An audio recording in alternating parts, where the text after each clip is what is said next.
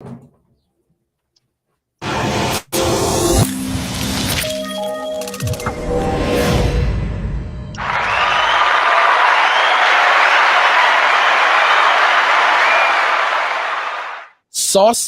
on a Monday night. Welcome to the show.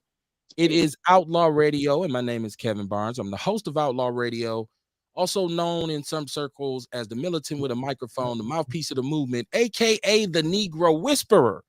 And what I do on Mondays and Wednesdays is bring it to my people, and we have these important conversations that are relevant to us that we should be having. And normally, I will bring people along because I tell you all the time, I will work with you. I will promote anything that's positive or progressive in this community that you are doing.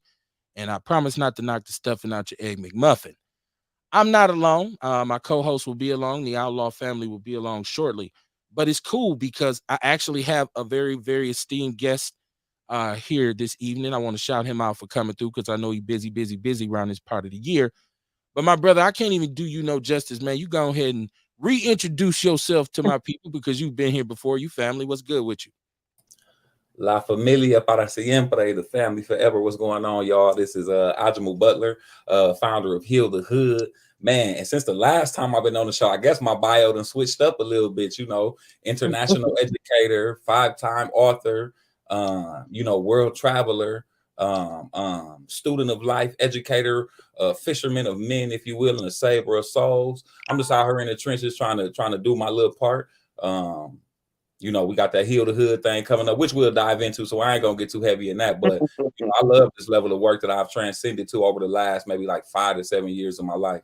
So we're gonna, we'll dive in. I ain't gonna give all the sauce right now, but hey, we in for a treat. Good conversation. Yeah, man.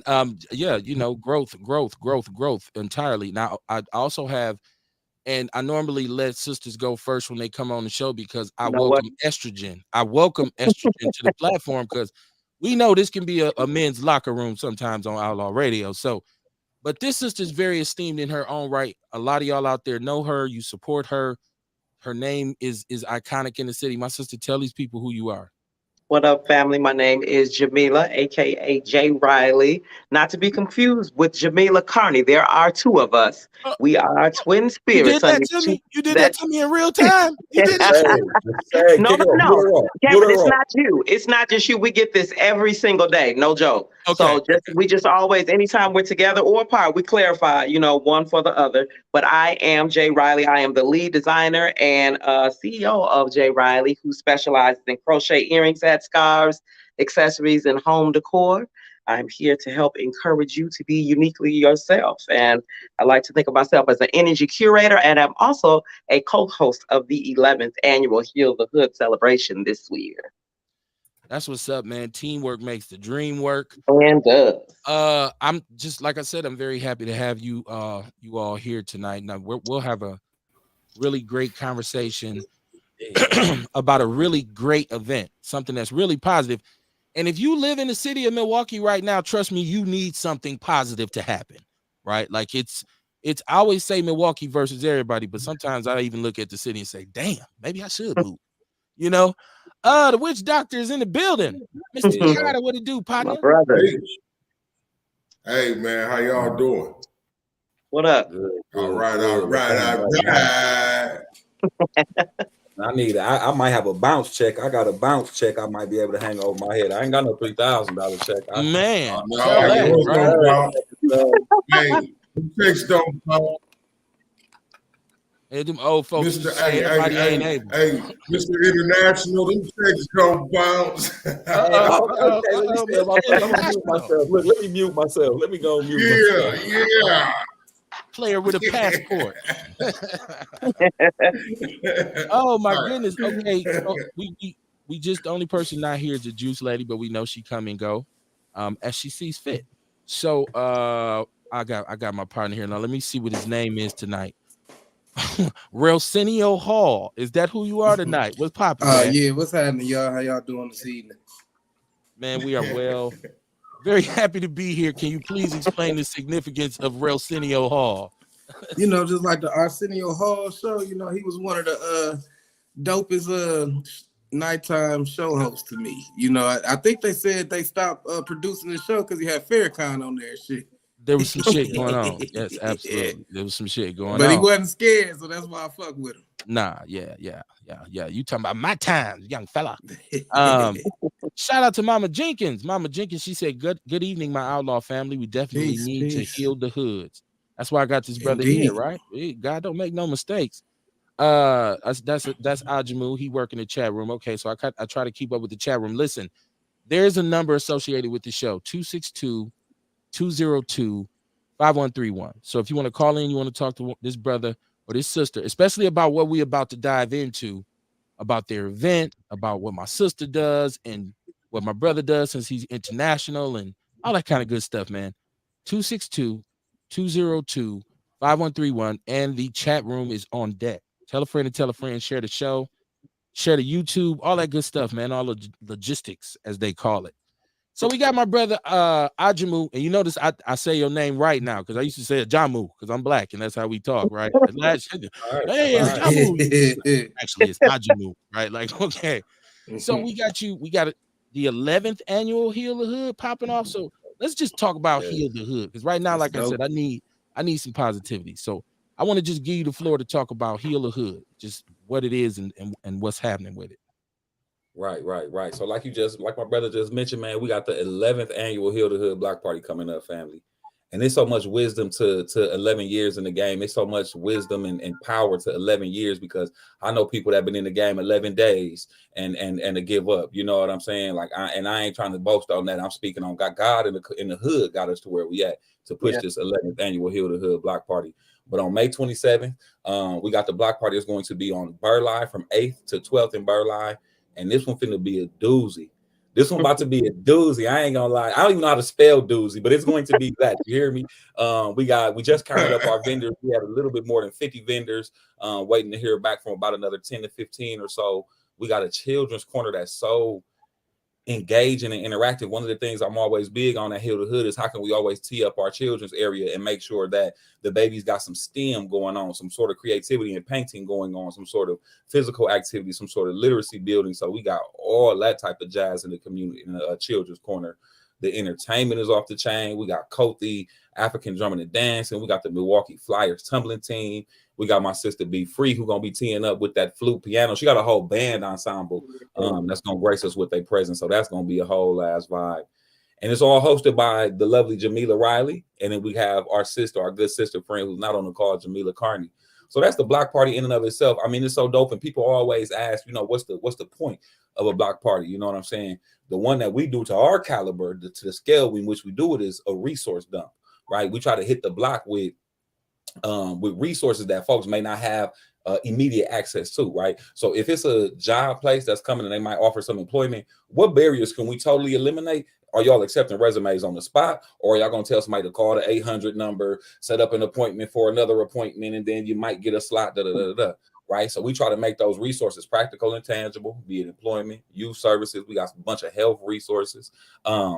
And then we really come together in the ghettos. Like I said, we about to be on 8th and Burleigh. Anytime we in the ghettos, we don't have no fights, we don't have no scuffles, we don't have no shootings. It don't be none of that. So we really be reversing the narrative, and we be putting something in the atmosphere in the ghettos, man. So that's in short the block party Heal the Hood. But I guess the more conversation we ensue tonight, I'll be able to talk about the intricacies of Heal the Hood and what we do in the school system, what we do in the jail system, what we do with professional developments. Because somebody got to teach the teachers too. We got a wave of teachers who are first year, second year teachers. They don't know how to work with Bonquisha and Lil Man and them, and that creates issues, right? So it's a whole lot more in store. Yeah. That's what's up, man. They say put a pin in it, put some paint where it ain't. I'm loving it. Now, my sister, how did you get involved? Because I'm assuming that you've been involved with this brother, but you've never been on the show before. So how did you get involved, and what are you're hosting? Let's talk about what you're doing as a host. Yeah, so this is my first time on the show, so thank you for having me. I think I got involved the first time, I don't know how long ago. We talked about this last time, Aji. I'm not sure how many years ago it was, but I was a vendor first. Actually, probably a visitor. And then I became a vendor, selling my product. And each year it just gets better and better and better. So I was exceptionally honored when he asked me and my sister to be a host this year. And I want to touch on one of the things you talked about, the resources that we offer at the Block Party Ajamu, but you left out the most important one, which is that of energy. Okay. And I like to coin myself as the energy curator, right? Which You I think said is that. part of the reason that you have assigned me the task of being a host, right? And I just think it's so important, the energy that we share with one another in that space, right? We're able to create joy where typically on a day-to-day basis there may or may not be joy. You know, places where kids and their parents may not experience that level of joy, that level of happiness that happens when the block party comes. I think with all the things that Ajamu mentioned, it brings out a lot of different people from all walks of life. And it's a beautiful thing to be able to go into a space, to feel safe, right? To feel like we're at a big family reunion is what it feels like. And to be able to, my thing is to look people in the eyes, right? Because I know one of the biggest things about being able to heal the hood is establishing relationships with people, and being able to look at brothers and sisters in their eyes and their face. How you doing, brother? How you doing, sis? You good? We hug it, embrace it, we dapping up. You know what I'm saying? And being able to change the narrative, as he mentioned, about what happens in the hood, right? And make it feel good for everybody. So that's how I got involved. That's what I'm here to do, and that's what we plan on doing on the 27th. Okay, y'all hit me early. I'm affected. I'm triggered. Y'all said y'all gonna be on 8th and Burleigh. I'm like, Yeah. as soon as they said that, I'm like, okay. We talk about the hood, right? Like, cause it wouldn't be official. Yeah. You said heal the hood, then you was on, Brown Deer Road or something. Yeah, Like, yeah, come on yeah. out. This brother said we gonna be on Burleigh. Yeah. When I hear the word Burleigh, I think hood, right? Even though it's some higher end, it gets greater. Absolutely. Yeah. But we talk about certain centers, certain streets in our city, like a center or Burleigh or Buffum or some of these cities. I mean, some of these streets in the city, you say, shit, ain't nothing good happening down there. So I can imagine there will be a lot of children in that area who will have a very good time, because I know last year I was watching all the stuff you put up, and I seen a lot of kids, and they were smiling, and they felt like, there's something for us to do where everything, because normally if I lived on 8th and Burleigh, I don't know how much my kids would be outside. Yeah. I don't know if I'm gonna be like, because when I was little, but I grew up on 17 Capitol, we just got on our dirt bikes and just took off in the morning, and you had to be home by the time the street lights, cut on. But if I live down there, and this ain't no disrespect to nobody, but I would say, no, y'all stay on this porch. And even then, it's getting dark. Y'all bring your ass in the house, right? Like, so I'm glad you chose that area. It shows that you are aware of the turf, of the soil, as they say.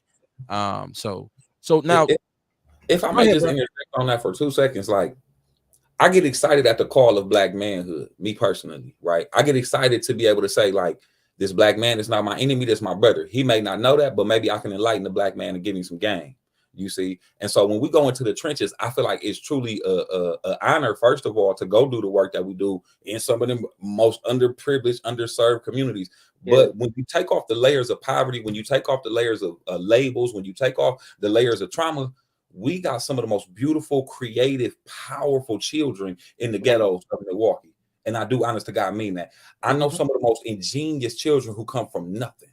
They come from environments that don't speak unto their greatness. And so, again, even in those areas, I ain't gonna lie, we'd have been petitioning in certain areas talking about this heal the hood thing. Niggas in the hood, they might take our flowers and be like, hey, listen, we trapping over here right now, though. Y'all making it hot with all this shit. Like, we appreciate y'all movement, but can y'all keep it moving? You know what I'm saying? And we, say, black man, we ain't here to bust nobody head and say, no, we gonna stand in front of your drug deal. You know what I'm saying? And stop it. We ain't here to just spread seeds and spread like what we can spread it. And that's why we like to go to them dark places. And it's a damn shame. It's a damn shame that you could go somewhere now. And now I get it. I get it, because I've been on the other side. But to walk up to somebody who's doing something positive and be like, yeah, y'all got to move around, or even with that kind of energy, just to give that off. It's a shame that we, in our own community, this is how we deal with each other. You know what I mean? So that demonstrates the fact that there's some healing that needs to be done in the hood, right? Mentality wise, like, Yeah, you move around like, hold on, little dude, you own nothing over here. Fuck you talking about? But even with that though, watch this, because that's definitely the mentality. And you know, a lot of niggas with their ego, who you talking to, little bro? Woo, woo, woo. Now he might get smoked down. The little bro might be itching to shoot something down. He might be waiting to sweat something down and rob him, right? However, if I can lead a brother in peace and say, all right, man, y'all little brothers be safe. We still pulling up with this block party around the corner, whether y'all like it or not.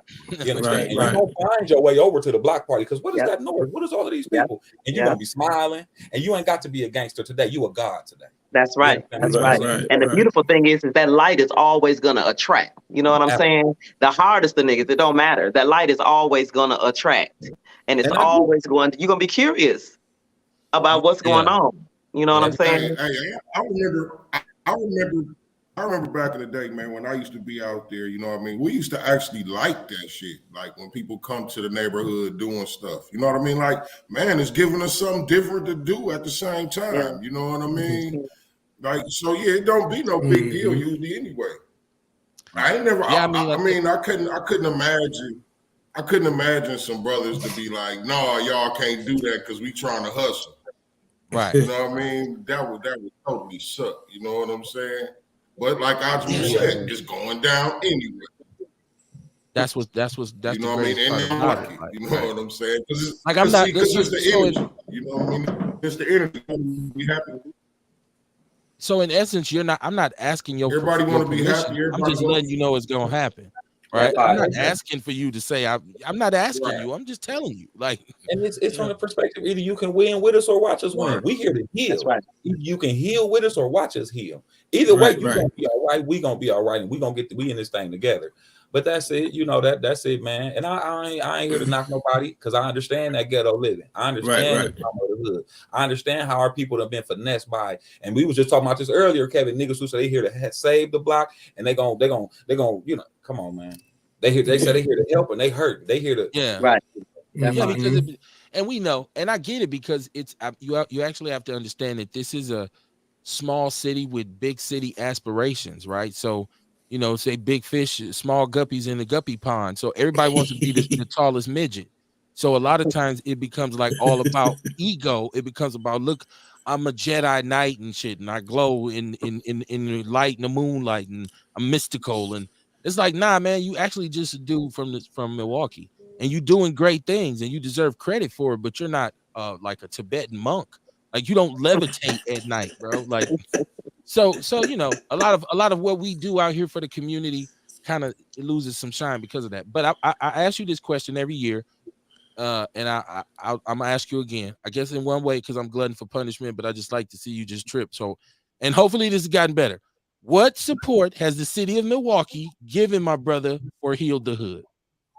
They show up, man. The city and the county. City and the county. Monetarily. Monetarily, manpower, filling needs. We might say, okay, we can't fill this need right here. Even if it's a simpler thing as we're gonna send out 1,000 mailers to the hood, 1,000 to every residential house, gonna get a mailer about Heal the Hood. Because it ain't always about the financial piece. I think niggas get caught up in that old grants and blah blah blah. But that is a piece, right? But the city, when I say they back Heal the Hood and they show up, they eliminate barriers for us. It's not easy to get the city bus rerouted because you want to do a block party on the main street. It's not. The police, when we have conversations with us about Heal the Hood, they don't sweat us about nothing. We don't even invite them to come, right? Come parlay and network and chill, but we don't need your presence for security. We got this. We got internal systems that we put in place, and we got external systems that we put in place for the hood to protect the hood. And so when we meet with the police and all of them, we let them know, like, listen, we good. If y'all want to come through and shake hands, if you will, do that. But all of that extra, you don't walk through the hood 6 or 7, 10 deep. We don't do that when we doing Heal the Hood. Y'all spread yourselves out. That's intimidating to the people to see a presence of 5, 6, 7, 8 police officers. Yeah. So when it comes to the support from the city, it's second to none. And I want to say this real quick, because a lot of people hear that financial piece or whatever the case. The city and the county let Heal the Hood be Heal the Hood. We ain't sold out for nothing. We got black, white, green, pink, yellow. And the thing is, if you support Heal the Hood and you want to see better for black and brown communities, underprivileged and underserved, you rock with us. If you don't, then you're going to have to move over there. And the city is one of the people who rock with us, and they let us do the work. They simply Okay. let us do the work. And I'm gonna say this real quick on my mama, then I'm done because now you got me teaching and preaching. There was a study done some years ago, right? You've been here before. Real quick. The city looked at gun violence. It was a summer where we had a bunch of like, not even just Heal the Hood. We did like 2 Heal the Hoods, but it was some other like bigger initiatives, event wise and campaign wise. They looked at the week prior to, the week of, and the week after these different community initiatives. The gun violence rate, it dropped so significant. And so nobody's here to say Heal the Hood did this, or Vaughn and them did this, or so and so and them did that. We just simply saying that the city's data shows gun violence does drop when you get a push with this positive energy, like Jamila said, on a massive scale. So when the city did that, they said, okay, we got to support Heal the Hood at all costs. So the city and the county, they back us. And that's cool. And that's why I say, because I've always felt like, and I said monetarily, and if they don't know, they don't know, because you can't do shit for free. So if people start talking about, you took some money from you, hell yeah, I took some money because I had to get this shit done, right? Like, was you gonna donate some shit? No. Well, shut your ass up then. So now, I brought that piece up because there's ways to indirectly provide kind of financial support in saying, hey, we'll put some signs on the buses for you, or hey man, here's some money for you to promote, and they can do that. It's not like under behind the back kind of shit. And also I feel like the positive coverage, the coverage in the media of this should be great, because they gonna show up when we fucking up. So every news station, everything, a Courier, Journal Sentinel, they should all be on board with this too, pushing this up. Because outside of this, what else we got coming? They festivals coming. There's gonna be Queer Fest. I'm sorry, Pride Fest, and Mexican Fest and whatever. Ain't nothing else really for us. Well, we got Juneteenth coming, but that's a different show. That's a different show. But there's nothing like this, is what I'm saying. There's nothing else on the radar that's like this. So I feel like they should throw more support behind it than as the years go. It should get greater. But I'm glad that they are supporting you, in a satisfactory way, because it's something everybody should be in on this. Everybody should be like, no, this is a good thing, man. Let's push this out. Let me check my chat room. Shout out to Erica Hunt. She said, hey, Outlaws, how you doing, my sister? Mama Jenkins said, I appreciate y'all work, and it's so dope. Will the Office of Violence Prevention be present with resources this year, since we are down in crimes but up in reckless drivings and shootings? Okay, that's a question for y'all, I guess. Shout out to Mama Jenkins. So is OVP rocking with y'all? Absolutely. Okay. Absolutely. And they support look a little bit different this year too. Like, and we always try to have them on saying they might do gun locks, or they might do, just different hands-on resources like that, if you will, practical resources, if you will.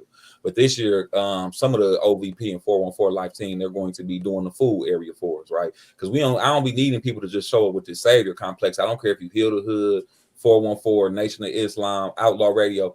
Can you roll your sleeves up and help us feed people? Can you roll your sleeves up and help pick up trash? So I'm going to be appreciative for the role that they played with the backing that they gave us, as well as the hands-on the day of. And it ain't them being out there like, hey, we got the solution to the pollution. It's, hey, come on, get this food. We going to mingle. Here's some resources on the back end. Fuck with us. We might have some things to help mitigate drama in the hood. Okay. But yeah, they'll definitely be there for sure. Sean Moe, shout out to Sean Moe. He said, there was a time, I'm a little bit older, when there were black parties consistently in our neighborhoods. I love the effort, and my only knock is the support that needs to be given to have weekly initiatives like this.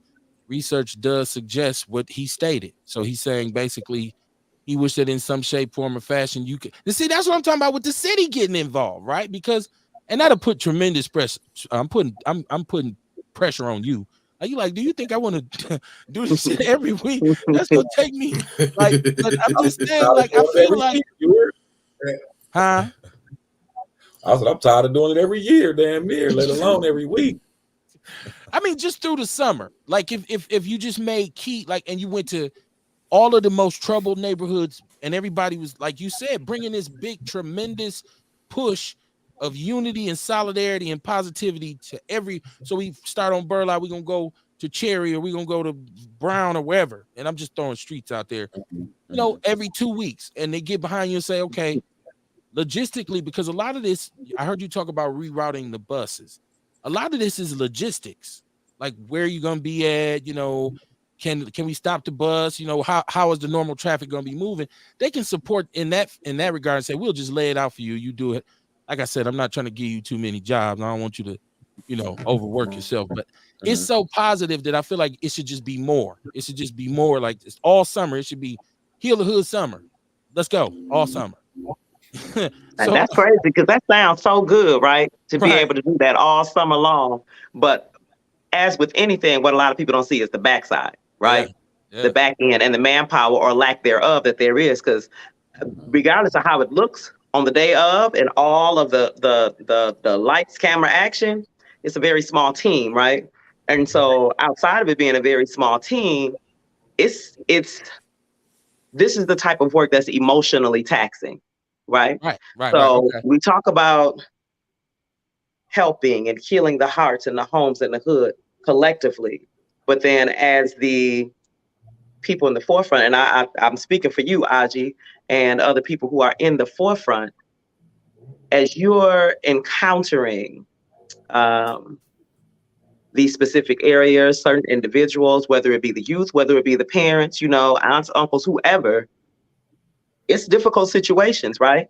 That we encounter. It's difficult circumstances that we encounter, and emotionally, it can take a toll on you. So while it's a beautiful thing to be able to go out and help others, but I want to acknowledge the fact that it's also equally important for the healers to be able to help themselves, right? And to protect themselves. Because I used to be a teacher, right? For a number of years, and that's it's taxing work. So while it sounds good to be able to say, hey, y'all, go out and do this, you know, all summer long every week.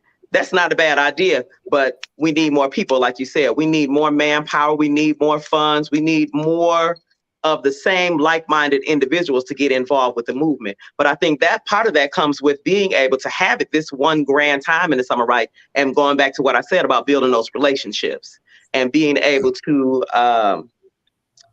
foster relationships with individuals who become more interested in doing things like Heal the Hood and doing it on a smaller scale in your business, on your job, as you go to the corner store and you see young brothers and sisters, the same disposition and demeanor that you have down at Heal the Hood, all that peace and positivity, carry that with you. And that's always my prayer, is that what we're doing there in that space, you're able to bottle that up and take it with you as you go and spread it out, you know, throughout the year, not just on that weekend. And I want to say this too: the blueprint that we're building. We've been talking what is long-term Heal the Hood like. We 11 years in. What the next 11 years is like. We developing, and again, we got some backers, some major backers who are saying we'll finance this thing, right? We're going to create a blueprint on how you can do your own Heal the Hood. So your scale might not be 70 vendors. Maybe your scale is 20 to 25 vendors. Maybe it's 30 vendors, right? You may not need to feed 500 people. Maybe you want to feed 150. Right, but we're gonna connect with Kevin Barnes, because Kevin been on his block for 30 years or something like this, and he got influence and pull, and he know the mothers over there, you know, some of the young dogs over there, and we teach Kevin, say, hey, this is how you do entertainment, this is how you get volunteers together, this is how you think about the food costs and how to serve the food, and we just kind of oversee it and let the hood and them do it. So that's the goal with Heal the Hood, is to say, like, how do we multiply this thing? So doing it weekly is not an Ajamu thing, it's a hood thing. You know what I'm saying? And that's the goal. And so, okay, so this is where my mind instantaneously goes. Because you see a great idea, you see something that's effective, you support it. That's the way I approach things, right? So I've watched for years this city blow our taxpayers' money and pay individuals and give them titles and offices to do certain things, and it's all for nothing because our neighborhoods are still shitty, okay? So I say, all you geniuses at City Hall, call this brother in and say, let's have a meeting. What if we were to give you an office in City Hall to conduct this type of business? Run your Heal the Hood through this, like you said. Let's create kind of like a mini curriculum and be able to go out and show the neighborhoods how to organize this. When I say monetary backing, I'm talking about that, because then you get a title, you're the CEO of it, you're the director of it. Go and get that man, you know, some real cheese, because she just talked about doing for self. You know what? After a long day of what Frank call it, activism, after a long day of activism, you need to be able to go to a plush crib, to a nice, and just lay back and relax, right? So that's what I'm saying. If they really could get behind it. Now, the problem is, they try to hijack your shit. And I know that's kind of why you like, well, hold on, let me be careful, because they got a way of stepping in and trying to make shit theirs because they didn't kick some bread. And then all of a sudden you like, how I get fired from my own shit? Right? Yeah. Like, I'm John Morant. How you get suspended and the season over? Like, what the fuck going on? Like, it's something wrong. So when I say support from the city, because like I say, we've talked about, the Office of Violence Prevention. And shout out to all them brothers and sisters who work in any department there. But I feel like they could take those resources that they have and put them in other places and they'd be more effective, right? But I feel like a lot of times our leadership is so poor and they don't think outside the box, because it don't make sense for even our mayor to not say, hey, man, you've been at this shit for 11 years. Come on down here and holler at me, man. I got something for you. So that's why I was thinking. That's why I said that. I ain't here to say too much on it, but we do that. That's how we, you know what I'm saying? Like, the mayor and them, and we all sit down. It might be 10 of us at a quick round table, and we just say, okay. And this is what I like about it. And this is something that we have done. I won't speak too heavy, but it was probably like 6 or 7 different organizations present who do real effective work from the south side to the north. We sat down with the mayor, a couple of his aides, and we all laid it out. We said, this is what I have going on this summer. This is how all of y'all can support in the room. This is what I think we need to do for better prevention, for preventative efforts. And we all went around the room and shared that time. We took a couple hours and really just throwing shit on the table, right? And no one of us got the solution, but I'm honored that they do call me to those tables. You know what I'm saying? Like, I'm appreciative that they call me to those tables. I ain't gonna lie. Okay.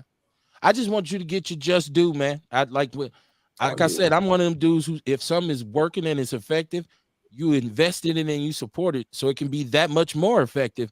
And let's be honest, not much shit that they've done has worked, because they've given us, every time there's some violence, we get the same 7 people at the press conference. We're going to have a different mayor now, but it's the same 7 people saying we got an anti-violence initiative. We're going to go in the community and we're going to stop. It never happens. So why not take that focus and say, okay, Brother Ajamu, come on in. We ain't just sitting you at the table with a bunch of other people. We putting you at the head of the table. And we gonna fast for. I don't want that. Cause then the young niggas start killing each other all over. Then it's Ajamu fault. Right, but no. I mean, put my office right on the block. Do we blame the mayor? Do we blame little dude down there now? Or I don't blame him for people getting killed. I don't think people would blame you. I don't know. You know better than me, because you talking about, and you know this. We're talking about a position of leadership, right? So if anybody came to me and said, "Oh, we want to," no, hell no, I'm gonna keep doing what I've been doing, and I want to throw some shed a little light too, like, because a lot of people knock the OVP. I'm not saying that that's what we doing. I'm just showing what I know from the internal violence prevention, right? There's a form of it where hopefully we can stop young people from killing each other and, DV and so on and so forth. But the next layer of when it happens, how do we mitigate that? Right? I don't watch the OVP in them at 3-4 in the morning go to a scene where 2 or 3 people was just shot in the head and this and the third, and they dealing with the mothers. They man, listen, I don't watch the OVP really get out here with them young boys who shoot shit. You know what I'm saying? And really just tell them young, and really just like, listen, we're going to sit on you for an hour, 2, 3 hours, 4 hours and keep you occupied, at least what we got to do, so that you don't go back to that street shit, so that you don't go pick up your piece. So I think it's another layer of violence interruption that takes place. That's a psycho aspect, a spiritual, emotional aspect. And that's just important as the gun getting drawn, because there's a piece of violence that happens well before the gun gets drawn. You know what I'm saying? So yeah, it's level. And you know what? That's why I say, first of all, I've been in social services and nonprofit for 22 years.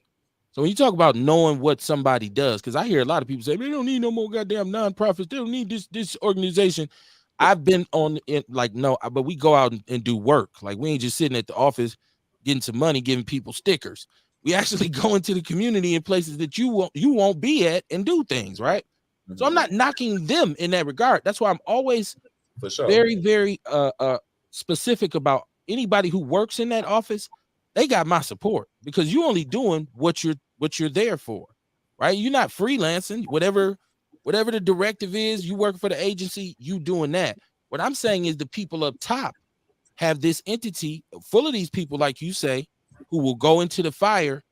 They should be used in very efficient ways and not haphazardly, right? Once again, that's something that should be supported, and like really, really supported. Like, we're gonna throw some weight behind this. And I know because I've had Ray Mendoza's been on here, and my brother Jay was on here. We had Reggie Moore on here with about 30 people from OVP one time. Remember that, Kamar? Like, we had the whole building. I think the janitor was here and everything. So we talk in depth about what they actually do. But I just think, so I don't know, and correct me if I'm wrong. I feel like when you say prevention, I start thinking that means to prevent something from happening, I think they should be heavily involved in MPS. And I don't know the depth of their involvement in terms of programming. I think because we're talking about putting resource officers back in the schools.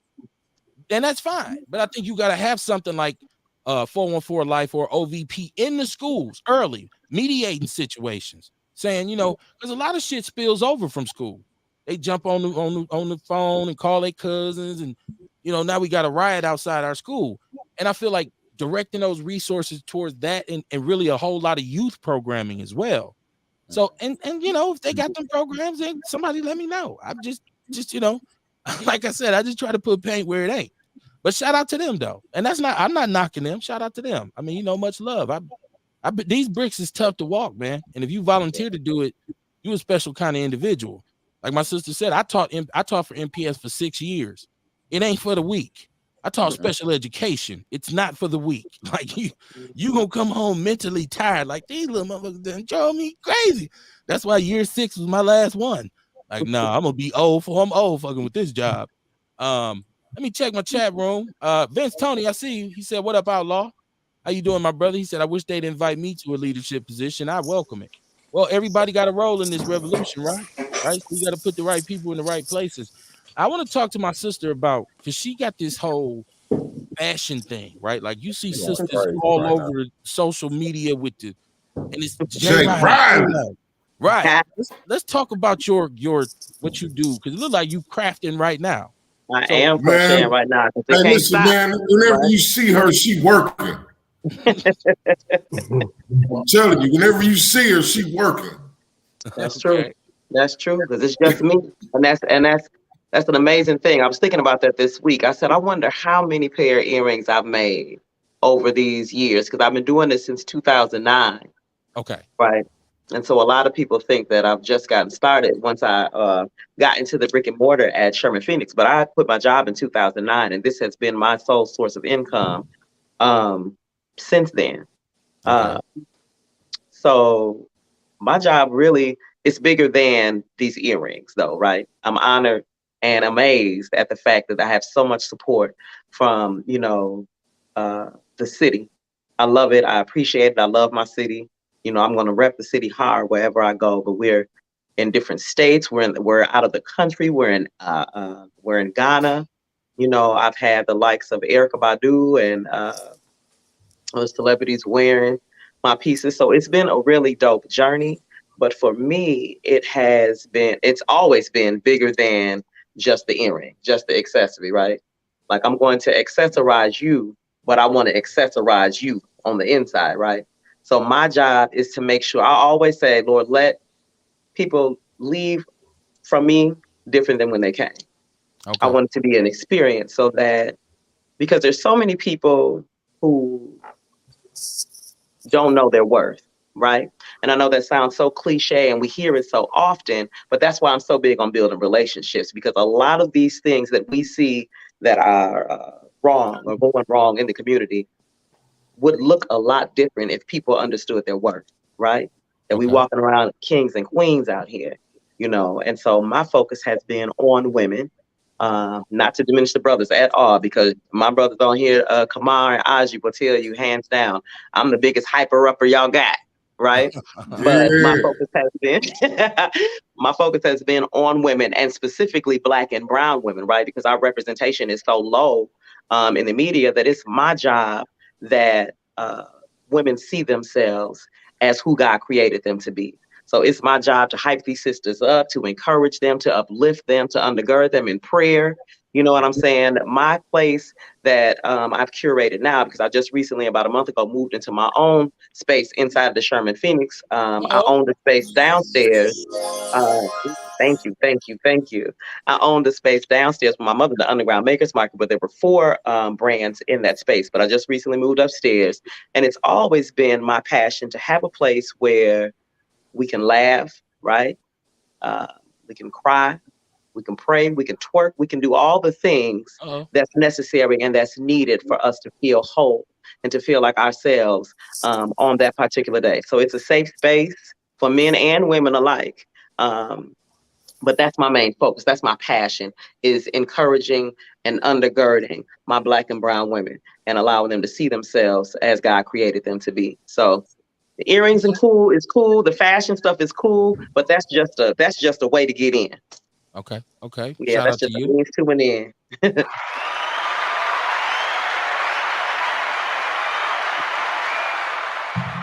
And shout out to all Black women, man. I mean, listen, it's important that we as Black men and Black women acknowledge each other. I think that the problem comes when the balance is thrown off, when it gets to where I don't need you or you don't need me, right? Like, so I shout out to all the sisters. There's a lot of sisters who, my wife is one of them. She gets it in. She don't play no games, right? She play no games, right?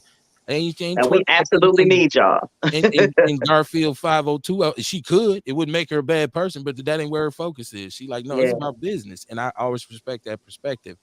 So shout out to you. I just, like I said, I've seen so many pictures on Facebook of sisters, and it's a distinct kind of style with your earrings, and they always make sure that they say it's Jay Riley, and I'm like, well, who is Jay Riley?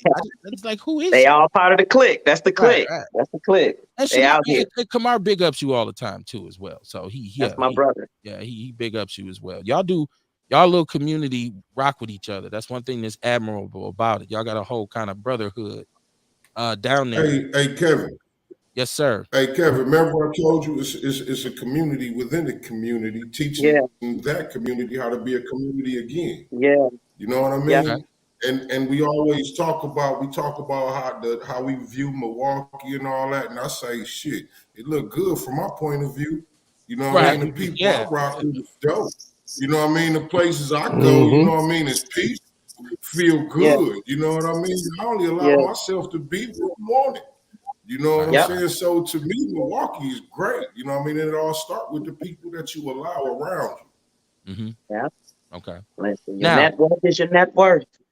Mama Jenkins had a question, but my brother Ajamu addressed it. But I wanted to get him a chance to expand on that a little bit, because she's saying, since we're in the season called mental illness again, I asked what information will be available to direct the people that are in need of therapy or care, just like you're talking about people that can render care and help. So you said that let's talk about some of the resources you'll have to address this mental health conundrum we find ourselves in. Yep, and I'm looking through some of our vendor stuff right now as we speak. Okay, you can drop it in. And Kamar, like I said, we talk about this all the time. We talk about the new spirit of entrepreneurship for Black people after post pandemic. Like, we came out of that shit like, we ain't going back to work for you with no minimum wage. I'll sell socks. You know, and I used to always laugh at that dude at Walmart before they closed it in Midtown. See these DVDs, and I used to be like, man, this dude, right? But he was a businessman. He was saying, no, I'm gonna do my own thing, and I don't know where he is now. But this spirit of entrepreneurship. So we get a Sherman Phoenix. Store somewhere. You never know, right? Like, you never know. And so, but that spirit, we did a show called Do for Self, and we talked about, you know, Black people waiting on some bus that ain't never coming. You waiting on for white people to have white apology day. It's not gonna happen, right? They're not gonna say, you know, niggers, we're sorry, right? Like, it's not gonna happen. Like, hey, if you've been wrong, we've been fucking you guys over for years. It's not gonna happen. So, if we want to really fix our community, we have to do it ourselves. Now, when I say Milwaukee versus everybody, this is why Heal the Hood fits into our mantra, because I'm one of them dudes who's proud to be from Milwaukee.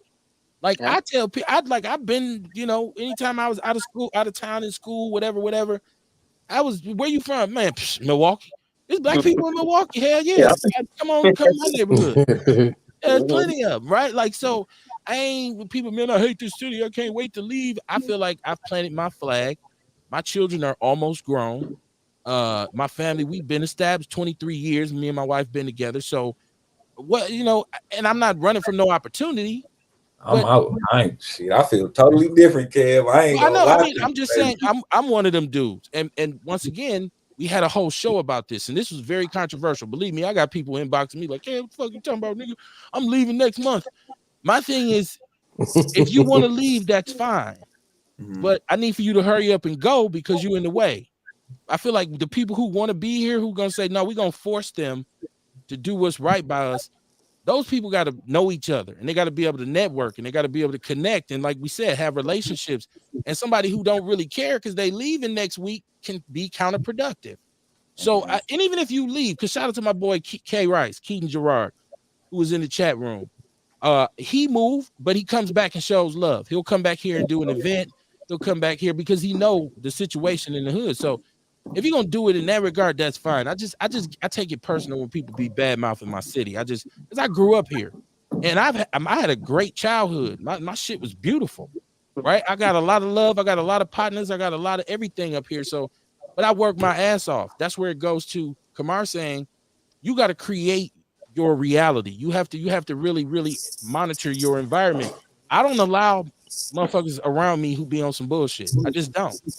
Like, you can just keep it moving, partner. I love you, right? But not over here. And I'm not doing that. And as a result, my life is pretty good. So let's talk about you, because you said you bouncing. Where you at? And I want to sober us up because, I do feel the same love for Milwaukee. Milwaukee making me a cold black man. I'm from the mud, for real. And I'm proud of my mud stains. I don't want to take a shower and get my mud stains off of me. However, I'm starting to get choked out by the mud. So I think that there's a level of freedom that is necessary for anybody to continue to do soul work, healing work, so on and so forth. Me personally, like, I agree with that motto of, I keep my circle around me tight and so on and so forth. But we are from the ghettos. We are from the trenches. We all probably know somebody who got killed in the crossfire. We all know of a little 3-4-year-old boy, little girl who got shot because nigga just, shot at the wrong house, or they shooting across the street and the car goes between them and now somebody's head blowed off. You know what I'm saying? Like, and for me, the peace of mind that I seek when I went overseas, I'm going to do a damn lap right now. I'm a churchman. I want to do a lap. I've been teaching a lot about perspective in my professional developments, right? So I do my workshops and I talk about my international travels. I'll be posting pictures of the sunrise. I've been to Jamaica. I've been to Panama. I've been to Africa. I've been on Burleigh. I've seen the sunset from each of those locations. I've seen the sunrise from each of those locations. It's much different overseas. Okay. It's the environment. The sun didn't change whether I was on Burleigh or Durban, South Africa. What changed was my environment. So when I felt that level of peace being overseas, when I was able to breathe, eat. Did we lose it? And don't nobody say my flip phone either, because I'm not doing it on my phone, right? He's shedding too much light. He's shedding too much light. They had to silence him. He's talking about Africa. Facebook said, "Oh shit." Facebook said, "Oh shit." No, you don't. No, we.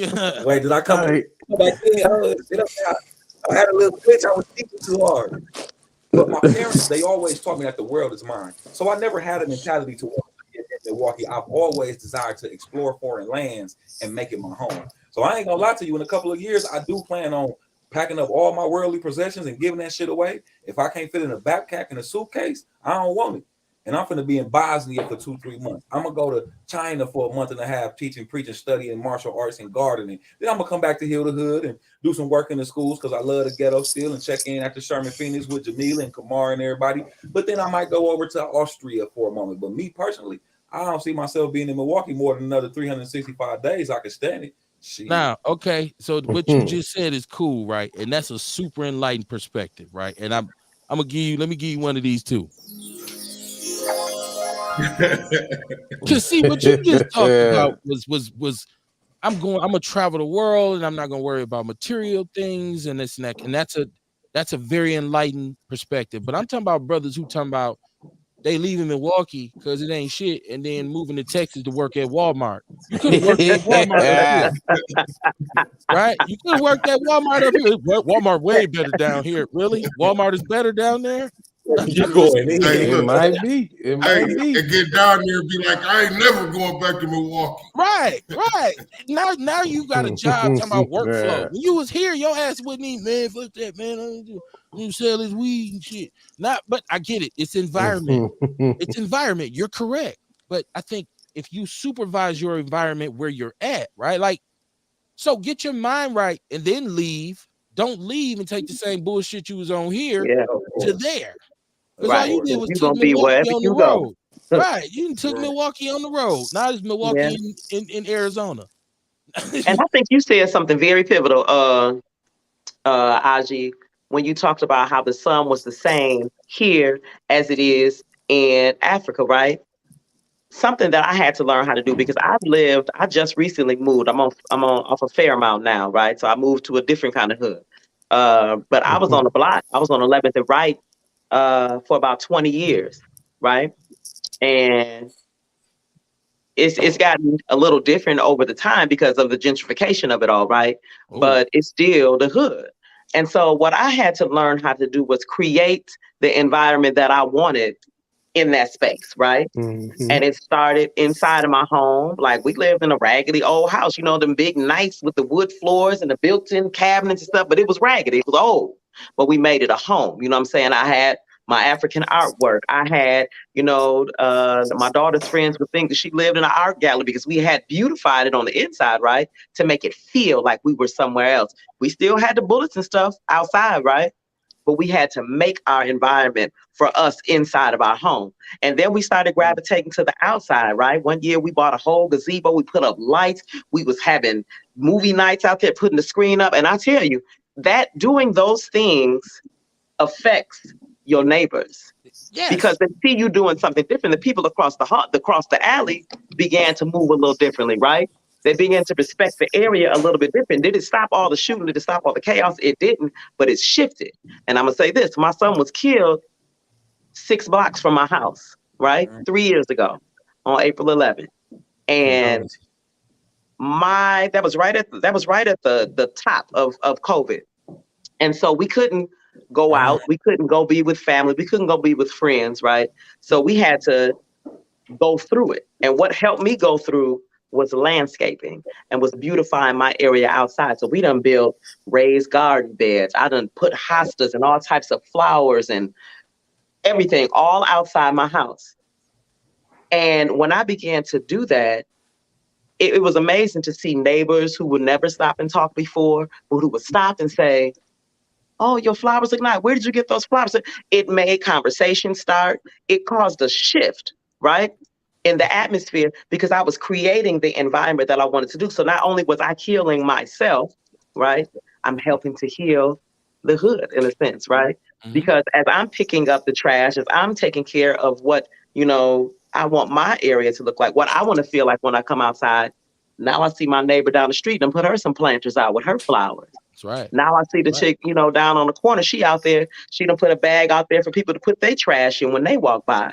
And so I said all that to say, when you learn how to appreciate that sunrise and that sunset right in the front of your house on 11th and Right, because everybody ain't gonna make it to Africa. You know what I'm saying? I'm trying to get there still myself, fam.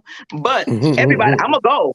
But I'm saying everybody is not going to be as fortunate, and that's just a reality. But being able to create the environment that you want where you are is a beautiful thing. And it's a mental thing, right?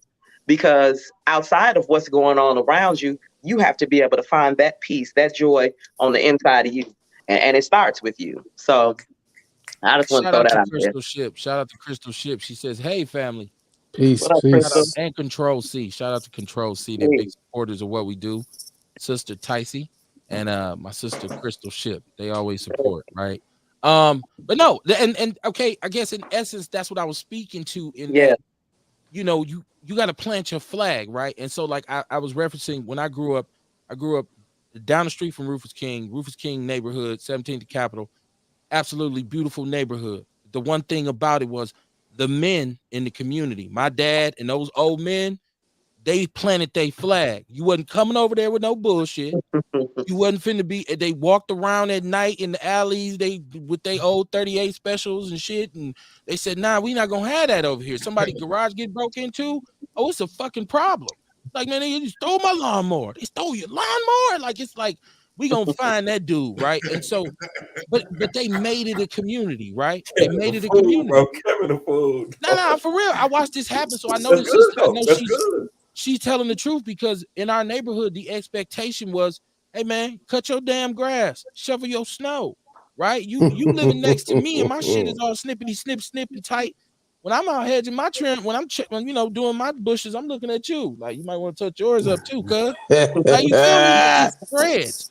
You It might be spreads. pissed at me, man. I would be, and I'd probably say, "Hey, man, I don't know what you're doing over there. I mean, unless you got a weed plant growing inside that shit, you need to cut it or something. I don't know. I'm I just let my saying." dandelions run wild. But see, but you a hippie too, though. So what if I came to you, you start talking about, but I make wine out of this and all that? I'd be like, I know dandelions actually edible. Grass well, ain't. see, that's You what know I'm what I'm saying. saying? Like That's how that shit go. one man's trash is another man's harvest, right? And if you can explain that and say, "Kev, but I eat these," I say, "Well, okay, shit, I didn't know that, bro. Go ahead, man, knock yourself out." I'm just saying there has to be expectations, and when we get communities where we got people who said, "Nah, this is it for me right here," and Yeah. I'm all the little kids in the neighborhood. I welcome energy. I speak to people. How you doing, man? So I see somebody over there fucking with his shit. Fuck that no snitching shit. Hey man, y'all might want to come through here, man. Because if I don't call on him and he get his shit knocked, guess who getting their shit knocked next? Me, right? Like, so that's what I'm saying. Milwaukee ain't coming back to prominence for black people until we start building those communities out again. Until because this sister got a whole thing. She done landscape, so you gonna get some knowledge from her. If you say I want to do this in my yard, can you tell me how I could do it and whatnot? She might even be able to catch a little change. You know what I'm saying? Like, hey, I build you a box again, $50. Some. I'm just saying it extends itself, and so that's why I say I'm not knocking nobody who wants to leave. I'm just saying you ain't got to move all the way to Houston. And I don't want to say Houston because I got partners down in there. Might think I'm trying to, like, oh, get on that bullshit. Let's just say you ain't got to move to Ohio, right? And then get there and say this is way better than Milwaukee. Well, what you doing? I work at Foot Locker. But okay, can I just take a moment too and acknowledge people Milwaukee who has work in Foot become Locker. hyper traumatic. Okay, you know what I'm saying? Milwaukee be taking motherfuckers out left, right, and left. We got funky politicians. We got fucked up education. We got fucked up medicals. I had a homie get popped 3 times. They made a nigga wait in the St. Joseph parking lot about 2 hours. damn. You know what I'm saying? Leaking blood out his body. So Don't I ever ain't go to mad at St. nobody Joseph who though. say I'm better. This is better because maybe they come from the area where it's sirens every single day. But when they in Ohio, they don't hear nothing but once a week. You know what I'm saying? So I ain't gonna lie. I'm still gonna be kind of on the contrary, and I agree, which is why I do the work I do. Even though I know I'm leaving Milwaukee, I know I'm gonna come back and sow my seeds and do my impact work. But even though I'm for sure leaving, I'm still gonna do work because I do love the hood. But the hood is draining me right now. Yeah, Milwaukee and is I not feel very that. exciting. And I love my sister. Y'all know I can't plant enough flowers in my goddamn front porch to make me want to stay in this motherfucker. And I feel that, and I agree with what you're saying, Ozzy. I just hate when people be complaining about it, like talk shit about it all the time. Yeah. And you always got something to say, but you're not doing nothing. You ain't doing nothing. We ain't just hurry up and leave. Go ahead and go then. I like her. Don't work at the Walmart in Ohio. That's right. Yeah. Because you push carts is better in Ohio when you push them than they are. Maybe it is harder to push carts on I was gonna say, don't act like you never been to Walmart. The wheels stuck. Right. Oil on it. Come on. Let me see what we got. Mama Jenkins, she said, my sister is on point. It's something about the soil that will bring change. I'm a city girl, but my husband is from Kosciuszko. Shout out to Kosciuszko, Mississippi, where my family is from. She said, I have to learn to garden. And my hood is where I make home. When we cut grass, the whole hood cuts. And if not, I'm coming to pay you a visit. If they need help, we help, but you got to get it done. It goes back to this. It goes back to this thing my mother used to always tell me when I was young, is because she had this real demand for you to be clean. Like it didn't matter what we were wearing, because when we went through some difficulties financially, me and my brother was kind of tripping because we wanted the name brand shit, right? Like, man, we want eyes. I'm aging myself. We want eyes to high shirts and we want the ponies and the Pumas and all this kind of stuff. And she would be like, look, we ain't got the money to get you that right now. Yes. You're gonna wear what we can afford, but you're gonna be clean because being poor is not an excuse to be dirty. It's not, it don't mean being poor don't mean being dirty and having shit out of whack and garbage everywhere. Why your house look like this? Because we poor. No, Oh, it's that's because right. something's wrong with you, right? And Right. and you're not, for whatever reason, you ain't got the energy to say, if I just cleaned up this house, the whole mood would change, right? If you live in a fucked up place where it's like raggedy and it's dirt and shit, and you say, man, let me clean this crib up and put some good sense in the air. You sit back on the couch, you say, man, this is cool. It's, I don't know what it is about this. It's like, well, you could breathe a little bit better. But I'm just saying it's that mentality. It's that mentality. And I'm never like with an individual like yourself, bro. I'm gonna be honest. I'm not never worried about like that. Don't even apply to you in no shape, form, or fashion because I know how you rock. So I'm knowing, and you probably deserve with all this shit you doing. You need to be over on the cliff in Budapest or something, meditate. Right. So I'm just not one of them dudes. I'm one of them dudes that say, I'm in the community and I ain't gonna be complaining about shit all the time. I'm gonna be doing something about it. I'm gonna be working in some regard to build up the community. Like I said, I don't even talk about all the shit I've done over the years in my career helping people because it don't matter. It don't matter. It's just that I'm not gonna sit and watch the community go down in flames and all I do is complain. Man, this city horrible. Okay, it's horrible. You're right. But what are you doing? What And do you most do? of the time, beloved, people who complain about the house on fire, there's a fire extinguisher next to them. There's a hose right next to them. And instead of them putting the extinguisher on the thing, they're gonna complain and say, "Oh, it's a fire. Somebody help me." My God. My God. This is a good one though. Shout out to Dion in the chat room, and he's on the YouTube page. By the way, our YouTube numbers are just shitty, and I'm working on that because I feel like the city is just not represented accurately on YouTube, and I'm not the only one. Like with because I live in the podverse, right? Because I've been doing this podcast shit for what 9 years. What did we say the other night? Kamar, 9 years, something like that. And so I pay attention to everything. Right. So I see every city, every region has representation where they can go and talk and represent. And I'm like, well, where's Milwaukee's? Right. I figure like we got enough crime and shit now to be on the map. We with Compton and Detroit and them now crime wise, like, damn, when y'all gonna give us some credit.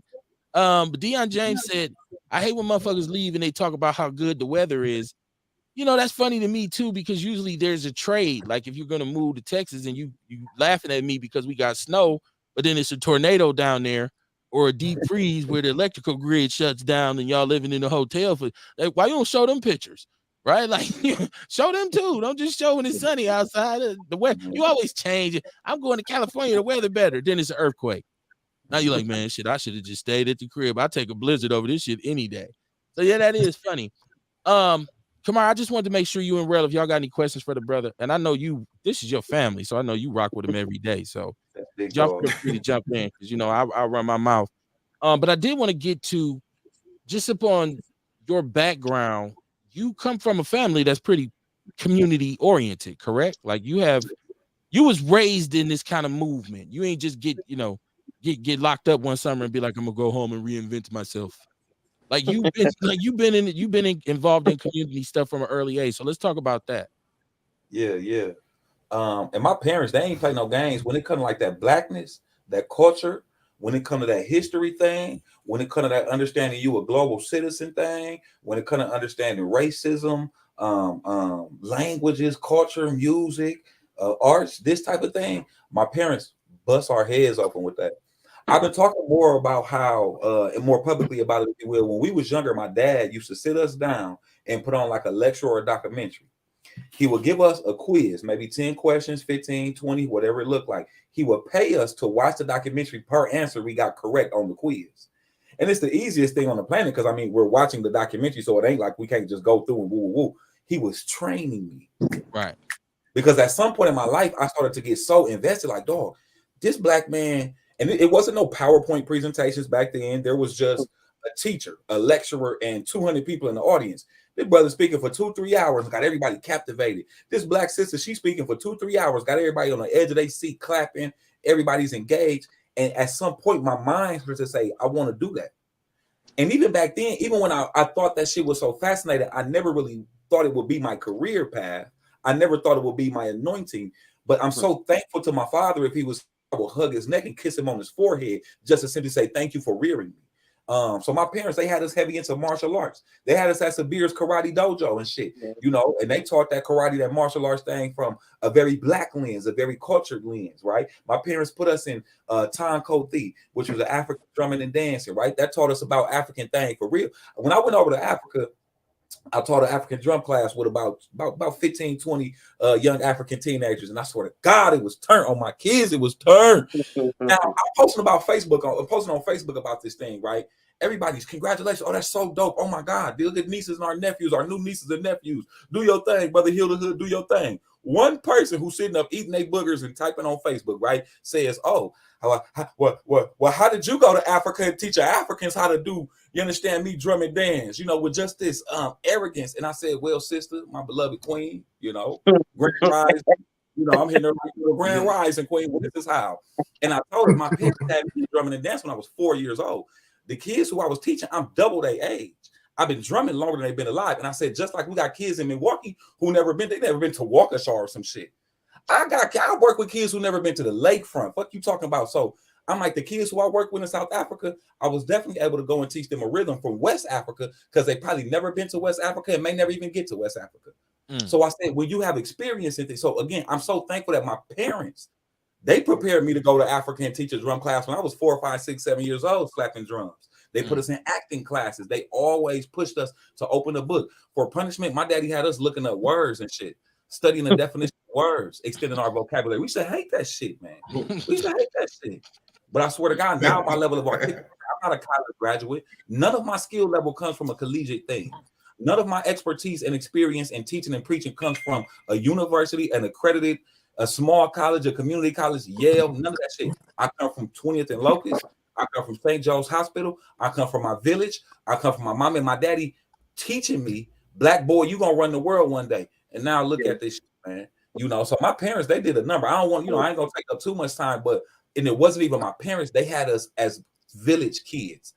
I got whoopings from other people. I got fed from other people. I got clothes from other people. They put money and they put wisdom in my mind. When my daddy got locked up, there were brothers who came to me and said, little brother, if you need anything, you understand me, you call me, and they back that up. And so my parents, they didn't just raise me. I was raised by a real village. I got 100 mothers and fathers out here who I revere, love, respect, honor, cherish, just the same. Like I came out their womb too. And that goes back to what me and the sister were discussing, that sense of community, having a neighborhood that the children that come from that neighborhood are usually different. And like all the brothers that I grew up with when we were in our neighborhood, right now, most of us are doing well, and we probably run into some trouble along the way, but that base and that foundation of that community usually wins over. It wins the day. And like we see each other now. And you know, my father was like, you know, shout out to my homeboy Joey. I hope he's listening. My father was one of them everybody daddies, right? Like if you was around and you was a young man, he said, come on over here, boy. Come on over here, sit down. You want to go with us? Where we going? Where your mom at? I'm gonna ask her. I'm gonna take him up north with me. We got some horses up there. We finna go ride. He good with you, Mr. Barnes? And I'm mad. Like, why you bringing all these niggas to ride my horse? Right? He like, yes, sir. Yes, sir. He like, dude, what you worried about it for? You ain't got to spend no money. They don't have fathers. I was selfish as a kid, like these old freeloading ass niggas, right? Like I used to be mad about it, and he used to just explain it to me, like, no, it's my job as a man in this community when I see young men who don't have, you know, father figures to step in and not to be their daddy, but to try and give them some supplements for what they should be getting. So if he's working on our bike in front of the house, you see brothers coming up the street walking their bikes. Where the fuck is you going? Mr. Barnes, can you put my chain on too? No, go get your own daddy. That's how it used to be. But like you said, I understand it now because I ended up growing up to. No, for real, man. I used to be mad, man. My pops used to be like, you got to stop being like that. I'm like, man, these niggas make me sick, right? Like, man. But I grew up to mentor young men and teach and work with them. And with my son right now, if he's on a team with some other little brother, you got to get to know Mr. Barnes too. That's why I go in little AAU tournaments with him. And what's up, pops? What's up, little man? How you doing? So because you have to be that man in the community that extends that to the little ones around you. Once again, that goes back to you complaining. These little niggas out here sagging and pull their pants up, and they badasses. But are you willing to talk to the ones that want to hear it or the ones that want to listen? that'll say, nah, man, I need some help. Are you willing to say, let me help you, bro? Let me for real. This love, man. All the young boys ain't out here slanging dope. No. And shit. Some of them just come from fucked up situations. Yes. Some of them don't have a box of cereal in the house. You know what I'm saying? Some of them ain't got a stick of butter to rub together on a piece of bread. For real. Yikes. For real. Yeah. And even with that, though, to be able to tell that young man, I understand. I get it. I get what you're saying, man. But listen, let me help you help yourself. Yeah. Right? I'm not going to take you fishing. I'm going to teach you how to fish. Right? So that you can feed yourself. But we need more of that in the community. So what I get frustrated when a bunch of us who could be that in the community, we leave because this community we always talk about the conflict of interest we got here in Milwaukee, because to be honest with you, it's not in the state of Wisconsin's best interest to do anything in Milwaukee that will help Black people, because you're going to affect your incarceration rates. And that's a very important part of your economy. See, we understand that, right? That's it. Yes, so sir. we understand you putting a bullet on a Band-Aid on a bullet wound, because God forbid up north, them supermax prisons, Black population go down 6-7%. Y'all got to start laying people off. Now, a Swakaquan or wherever the fuck you from is finna look like Burlock because the money gone. So we know that they really gonna play games, and but this gets me on my political soapbox, because that goes into us not being aware of who the judges are. These conservative judges that we have on our state Supreme Court, who will go in lickety split and pass some shit, and you wake up in the morning, they done voted on it while you were asleep. And that shit affects your quality of life. So we as Black people, to gain knowledge on how to affect on that level, it will improve our situation even more. But that's neither here nor there. Crystal Ship is saying, she said, I left Chicago almost 25 years ago and I've never shitted on my city. As good as Wisconsin has been to me, I didn't experience life-changing trauma until I moved here. She said, even with that, I've never shitted on Milwaukee. When I go home, I can still sit on the porch and laugh with my people. Like Jamila Riley stated, she said, I created the environment no matter where I've been. I grew up in the murder capital, and that sunset is still breathtaking. I find peace or God. Hold on, I can't read. I went to NPS. I find peace or God helps me create peace. And it cut off. Y'all got it. I told y'all, I went to King, man. I can't read. Real, like, what you talking about, bro? What you talking about? Right. No, but I know it's entirely very, very poignant that you have to control your environment. And we ask the question on Outlaw Radio all the time, especially to complainers. I always say, how much power has actually been taken away from you versus how much you've given away? Because a lot of times you give your own power away and then blame somebody for taking it from you. And they ain't took shit from you. You know, you gave it all away. You gave up. You decided that you was going to become counterproductive. Because I'm poor, I'm going to fuck your day up. Because I ain't got shit, I'm going to steal your shit. Like, it's like, whoa, I ain't the one I'm not the reason you hungry. So it's that kind of, that when y'all talk about the trauma, it sets me off for that. I got to ask my sister this while I have her here, because oftentimes I see her designs. I want to know where the inspiration comes from for how did you come up with your trademark? And do you have a website, first of all, because I know you do different designs, but the one I see mostly is the flowing kind of earring. So how did you come up with that? Man, listen. So the ones that you're talking about, I'm thinking are the ragamuffins. They're the long ones, and they got the yarn and the fabric in them. Yeah, God. Okay. That's it. Every single time, every single color combination you see, every single design that you see, every single variation of a design that you see, it's all been divine downloads. I ain't got nothing to do with it. Okay. Now, was this something you always did? Like you designed jewelry, or was this just total inspiration? Like, you know what? Boom.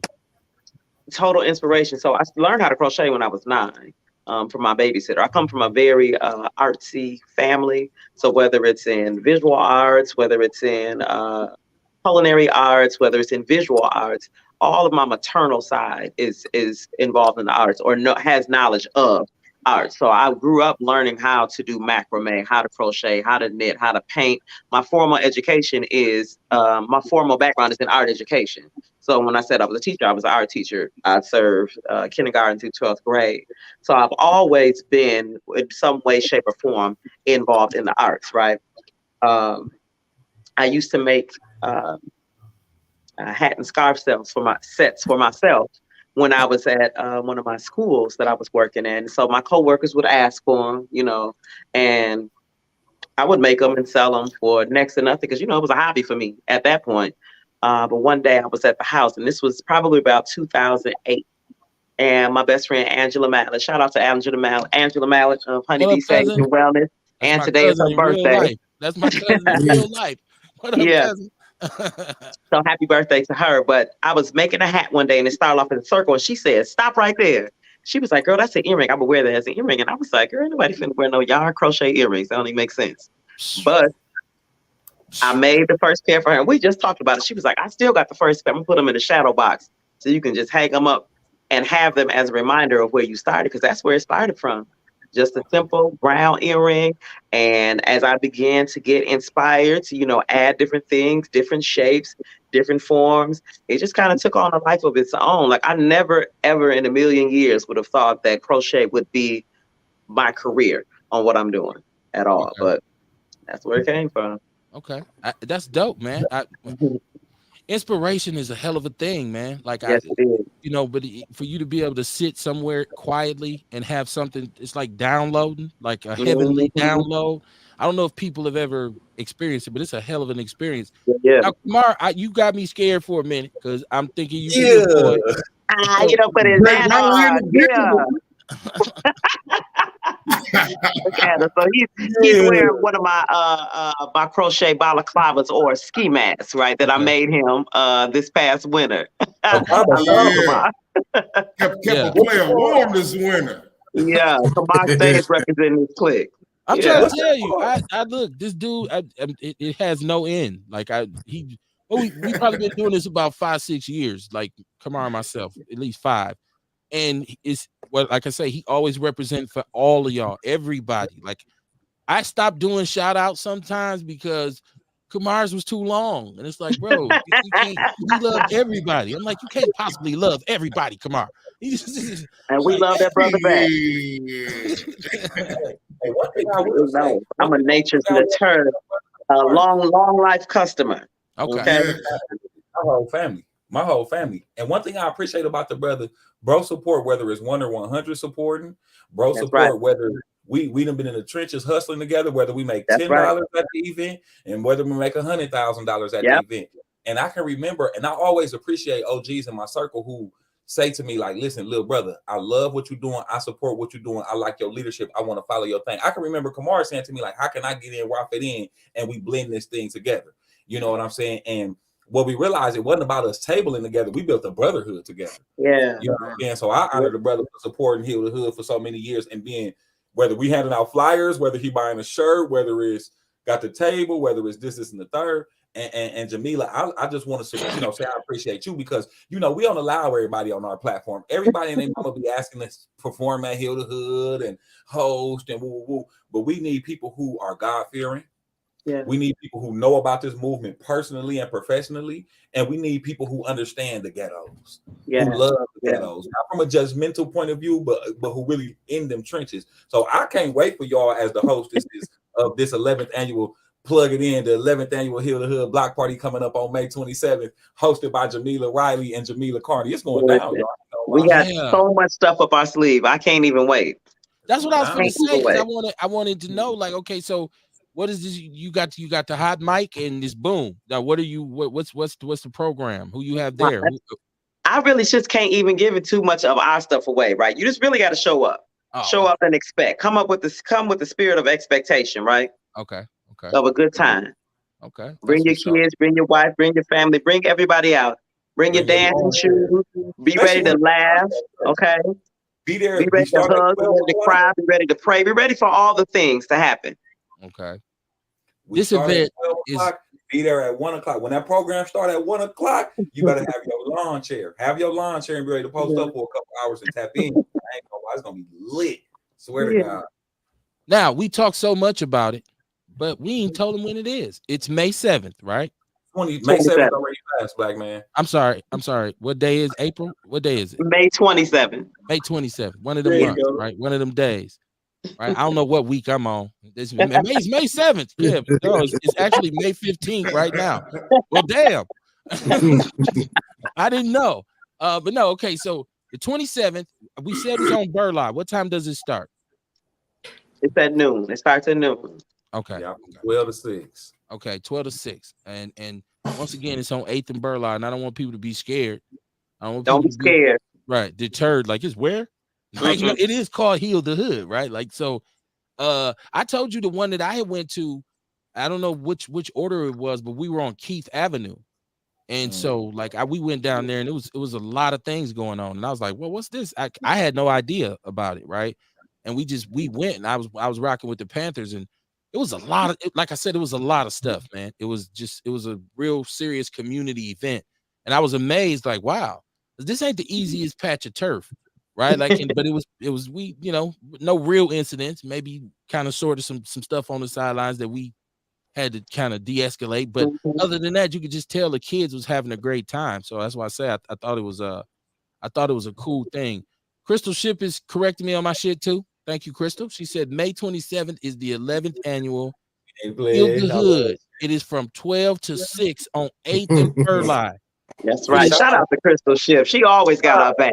She shows up every time. She's the information giver. Okay. Yes, she is. And like I say, she supports our show. I try to share any and everything that they put up because it's reciprocal. You know what I'm saying? It's like I appreciate it. So now, first of all, I got a couple things to run down. And I know y'all got to get about y'all business, but I want to say yesterday was Mother's Day, right? And for me, Mother's Day is always kind of difficult. It's a little murky because my mom passed in 2006, right? And so I was looking at Facebook and I'm seeing people putting up pictures of their mom and saying, "Mom, I love you." I seen people going to the graveyard. I seen all these kind of different things. And so, but for me, it's just like I don't get involved. I wasn't gonna get involved in social media too much yesterday. I wasn't gonna make I don't put up no posts about my mother and all of that. I just internalize that whole deal on Mother's Day. But first of all, shout out to all mothers, including my wife, who's a mother, and her mother, and y'all wives and women and mothers of your children, and my sister here. I want to say shout out to all mothers because we should have done that when we started the show. But if you a mother out there, or if you just want to shout out your own mama, shout out. Mothers don't get enough credit. Like they even though their day is better than ours, because don't nobody give a damn about Father's Day. You make me a macaroni. No, we love fathers. Like, man, you saying something. Right. Like, you give me a macaroni ashtray. Here you go, Dad. I don't want this shit. You bought Mama a tennis bracelet and shit. Yeah. On Father's Day, they give you shit you can do to help them. We bought you a new barbecue grill so you can grill for us. Macaroni, not the macaroni ass. Man, and look, as fathers, we be hyped too. Like, oh, a new grill. I got to cook something. You end up working on the holiday. Your ass out there cooking ribs. It's Father's Day. Like, women know how to do that to you. You hilarious, man. No. Shout out to mothers, though. I want to put that out there. Let me see. Crystal says, shout out to Vitality's 2nd year anniversary coming up the same week as Heal the Hood. Oh, 2nd anniversary. Oh, yeah. What day is your anniversary? Now, he can't talk. He got that hot ass mask on. I know, he about to pass out. What day is your anniversary? Come on. Hey. Look at that sign. What day is it? Man, April look, 27th. I gotta ask Tyson. Okay. Yeah, I gotta ask Tyson. Dates with me, man, I ain't gonna remember. You know what I'm saying? I'll be double booked, I'm overbooked, all type of booked. You know, but he's gonna show up though. He gonna be there though. Yeah, but I'm gonna show up. You know what I mean? I want to say, well, I know it's like it's somewhere in between the 26th and the 1st. Okay. So you worked to me not knowing that today was. I said today was May 5th. They like, no, it ain't. I know that. I know that much, right? Right. Okay. The funniest thing is one time I was talking to Kamara about some stuff because you telling me, hey, I got to get my schedule again. I said, well, maybe you should put it on the calendar. He said, you know what? I got to get one of them. I said, damn, this brother don't even got a case. I've been meaning to give me one of them. I was like, damn, this brother, he working on the lunar clock, right? Hey, man, look, I'm like Jamila, man. I move with the spirit. You know what I mean? Hey, the energy move me, man. You know what I mean? I just go where it go. I go where it take me and do what it tell me to do. You know what I'm saying? Yeah, man. We had this horrific crash here. I want to send prayers and condolences to the families. And I, once again, Kevin love the kids, man. I can't stand to see baby because it horrifies me to think of losing my own child. And so I'm already, anytime somebody loses their child, I'm like, man. But this accident, now we don't know all the details. There may be some alcohol involved. There's the rate of speed involved. People, I didn't even. They released the camera, the camera footage from the cameras that they have. I didn't even put it in my group. I didn't even put it in the People's News Network because I'm like, nah, I'm not gonna do it. I just couldn't do it. But we had just had a conversation about this reckless driving epidemic in Milwaukee. We just had this conversation last week, and we were saying we felt like anybody who was counterproductive to the community should be removed, regardless of age, regardless of anything. We felt like there needs to be some adjusting to the laws in terms of mandatory minimums for this thing, and it sparked off. We actually last week we had some issues with some people, and I see they're not here this week. Shout out to them wherever they're at. But we had, because we were talking about it from a Milwaukee perspective, and we wanted to see an end put to it in Milwaukee. So we actually endorsed putting these individuals in jail, basically, is what we said. Let's adjust this law and start throwing people in, and when it wanes, then we'll go back and readjust it so it won't become what the crack thing was. I just kind of wanted to get both of your perspective on because this wasn't kids per se. This was some adults, but it's that whole reckless driving mentality. There's a culture of reckless driving in our city right now. We can't just blame it on the kids when you got adults doing it. I want to get both of y'all take on that and solution wise, what direction could we move in? I don't know what the solution would be because I think about it. Like you said, it's not just the kids. And as I'm moving, I'm on the main street off of Hampton and 60th. So the accident actually happened, 4 or 5 blocks from my house. Close, yeah. And I just really don't know. I do think that there needs to be harsher repercussions because people that are driving this way, they don't care about themselves, right? So they damn sure don't care about us. And what we know is that jail is not a solution, right? It's a temporary fix, like you said, until it wanes off, then we can revisit it again. But they need to be off the streets though, because it's not safe. It's not safe. And I'm a person who I'm gonna pray and go out and drive. I'm not gonna not go to certain places or not go a certain way because of fear, right? I'm not gonna let fear stop me from living my life. But there's people who don't want to go outside, who don't want to drive, who are fearful of just being able to drive to work or drive to school or have severe anxiety. You know what I'm saying? Just trying to make it down the block to get to work. And that's not fair. You shouldn't have to live like that. So them niggas should go to jail. Okay, well put. Sometimes you just got to stand on what you believe, right? And I don't want to ever be the one to offer black people to our system, but I'm saying you are counterproductive at this point. And you are counterproductive. You don't give a damn about my life, right? Okay. Yeah, and it's not fair for those of us who I'm just coming home with my babies. I'm trying to get home. And here you come because you want to be whatever. Boom, boom, habitual line stepper. I feel some kind of way about it. So I'm saying, well, go ahead, right? Let's the people who want to be in this village, let them stay. Those who are counterproductive, man, y'all got to go live in the jungle or something. And then whatever eats you out there, eats you. And you get your mind right, you can come on back. But you got to go for now. Brother Ajamu, how you feel about this situation, man? It's hard to speak on it. There is no one solution. There is no this program, drivers. Nobody give a fuck about driver's ed, right? That's not the point. Right? That's having or not having a driver's license is not the point. None of that matters. Tickets, none of that matters. Cameras, none of that matters. Cameras, speed bumps and humps, right? There needs to be some social reform. I love to be of the belief system, and I would love to see the harsher jail sentences for this thing because it's reckless as fuck. 5 people, all the. I mean, come on now, right? Whether you a Kia boy or a Kia man, right? Whatever that age bracket is, harsher criminalities. However, working in the jails, I know that sitting in the jail only gonna make them a better criminal upon their release. Okay. In the jail, it's so overcrowded, you know, and I be doing work in there, and some of them young boys, some of them young girls, they sleeping under the stairs. You understand me what I'm saying? So there is no, in certain prison industrial complexes overseas, they have real reforming projects, right? So they got them in there doing gardening, real therapy, real dietary things, real working out. And that's part of the answer right there.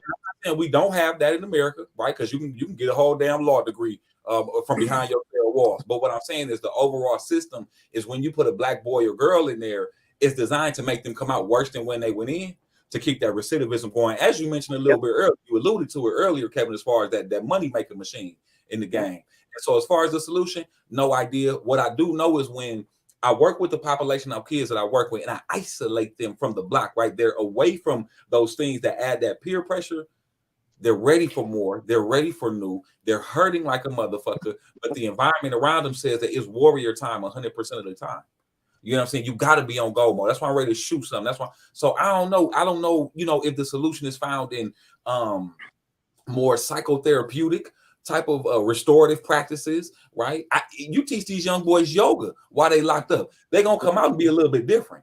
They're not going to want to have that adrenaline seeking shit. They know how to control their thoughts, if you will. You teach them yoga an hour a day or some shit, right? They ain't doing nothing else in the jail. See, so and you know, that's similar. That's similar to the point I was making. You know what I mean? I said, you know, like, yeah, lock they little first of all, you give them a chance to sit down and think about what they doing. While locked up, you looking at the community, seeing what's happening. Different friends of theirs is dying out here and shit. You know what I mean? So first off, it's giving them a chance to sit down and look at the shit they doing. And then second of all, you know what I mean? Like I told the brother on the show then, I said, man, look, I know a bunch of brothers that went to prison, you know what I mean, read a few books, man, and got their mind right.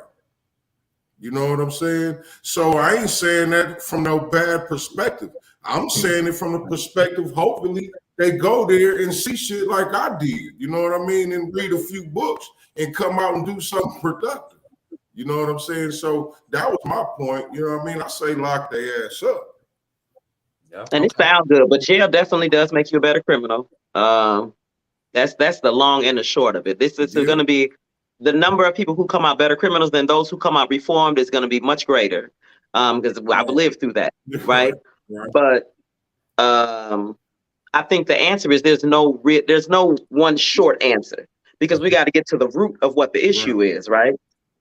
Because there's so many, like Ajamu spoke on, there's so many underlying issues that what can make you not care about your life, right? Not worry about you gonna fly through this red light. We coming on the east and the west, but you're gonna fly through the red light north and south, and you don't care whether you get hit or not. Something is wrong there, right? So whether it's some type of drug that you're on, whether it's an alcohol, whether it's an esteem thing, whether it's a depression, whatever it is, there's something wrong. And it's bigger than just the driving, right? I think it's our community as a whole that we got to get down to the root of what's wrong, versus than trying to come up with these quick, you know, slap a band-aid on, it's gonna get fixed overnight things. That's not gonna happen. With all of this shit, you got to get to the root of the problem. Right. I want to throw this out there real quick too, because I know we ain't got too much time, if you will. But I work with a big demographic of children who, like, I love doing work and shit in the high schools, but I work with a big demographic of children who don't have time for a book bag because they got to sell bags and shit. Like, there's a demographic of kids who ain't in the high school. We love to love on the Sunday children kids because they can, you know, quote the Lord's Prayer and things. But what about little Jamal and shit, who he's not out here hustling to buy a chain? He's out here because the rent man said if they don't get the rent, he's going to kick out him and his younger siblings and his mom and whatever the case, or the car man said they're going to take the car and that's the only way to get to school, or whatever the case may be, or we haven't had food in 2-3 weeks. So again, there's some societal and systematic things that I can't solve, you can't solve, Kamar can't solve with the herbs, Jamila can't solve with giving them self-confidence, I can't solve teaching and preaching them in the schools, woo-woo. The task is so daunting, and that's why I'll leave us with this. My father always taught me about the body and how every piece of the body works in unison to keep that thing functioning. The liver cannot say, I'm more important than the spleen today, so I'm going to chill out on working. Now we got toxins flowing through the blood because the liver feel like it want to take a break. or the lungs say, bitch, I'm tired of working 24/7. I'm going to take a break on today. Now I'm not breathing and the brain done shut down. Now I'm passed out somewhere laid out. So the problem, we have to look at it in a sense of, I work with the young men. Jamila, you got the young girls. Brother Kevin, you work with the OGs with a re-entry program. You know what I'm saying? Kamar, you work with the folks who got these health issues that's fucking with their mental clarity. You know what I'm saying? My brother, not Luther Vandross, what was your name? Arsenio. Rail Senio. You know what I'm saying? My brother Rail Senio. Luther Vandross, what the hell? My brother Rail Senio. You know, he works with the brothers. I hear he's a hippie, so maybe he's teaching emotional control through gardening. And we got this program. So it's going to take a whole lot. Do I think the issue will ever be solved? I don't know. Huey P. Newton taught us in Revolutionary Suicide that a revolutionary has to fight the revolution knowing that he or she will never see the end goal that they fight for. Yeah. You understand me what I'm saying? That's what Huey P. Newton taught us. So that's what I live by. I don't think change will change in front of my eyes. Prayerfully, my sons and them kids will make that change, but I'm going to just keep on fighting. I'm going to just keep on keeping on. No bull crap. It's coincidental that you say that, because I was just watching some stuff about Che Guevara last night, and they were saying how he wholeheartedly believed in the revolution that he was in, but he said that a revolutionary must be willing to die for the greater good. So, and you're doing it so things will be better. But they said he basically had turned into a person who wasn't really tripping on whether or not he was gonna live or die. He was like, I'm going and I'm gonna get active, right? So it was fun. It was just a crazy coincidence that you spoke about. You know, a revolutionary is there to do the work for tomorrow. And let's be clear, the dying don't always got to mean a physical death. Sometimes relationships have to die to fight the revolution. Sometimes your bad fucking habits have to die to fight the revolution. Yes, sometimes my friend had to die. You understand? So, you know, we got to look at that death on a spiritual, emotional, practical level too. You definitely got to give your life. That you definitely gonna sacrifice your life for the movement. That's clear and apparent. But what are we living for? We got a lot of people dying for the movement because that sounds cute. It sounds romantic. I'm gonna die and shit like this. That's like in the movie Troy when they was going off to war when the movie first started, and his little bro and big bro having a conversation. Little bro like, bitch, we offered to die in the name of love and shit like this. He said, how you gonna do that? You never seen a man die and you ain't never felt love, but you think it's romantic because you want to be the hero. No, do your part, play your role. Everybody got the same size sword and the same size shield. Just do the work. And I see this incident. I see this incident on 27th Street where they talk about 4 people taken to the hospital after being stabbed because there's this huge brawl and people, you know, are just, it's just madness in our city. And I tell people this: there's no nirvana for us in this country. So no matter what hood or ghetto you move to, there's going to be similar issues. Maybe they don't have the Kia boys, but they have something else going on. You know, maybe they don't have this gang or that gang, but they definitely have something going on.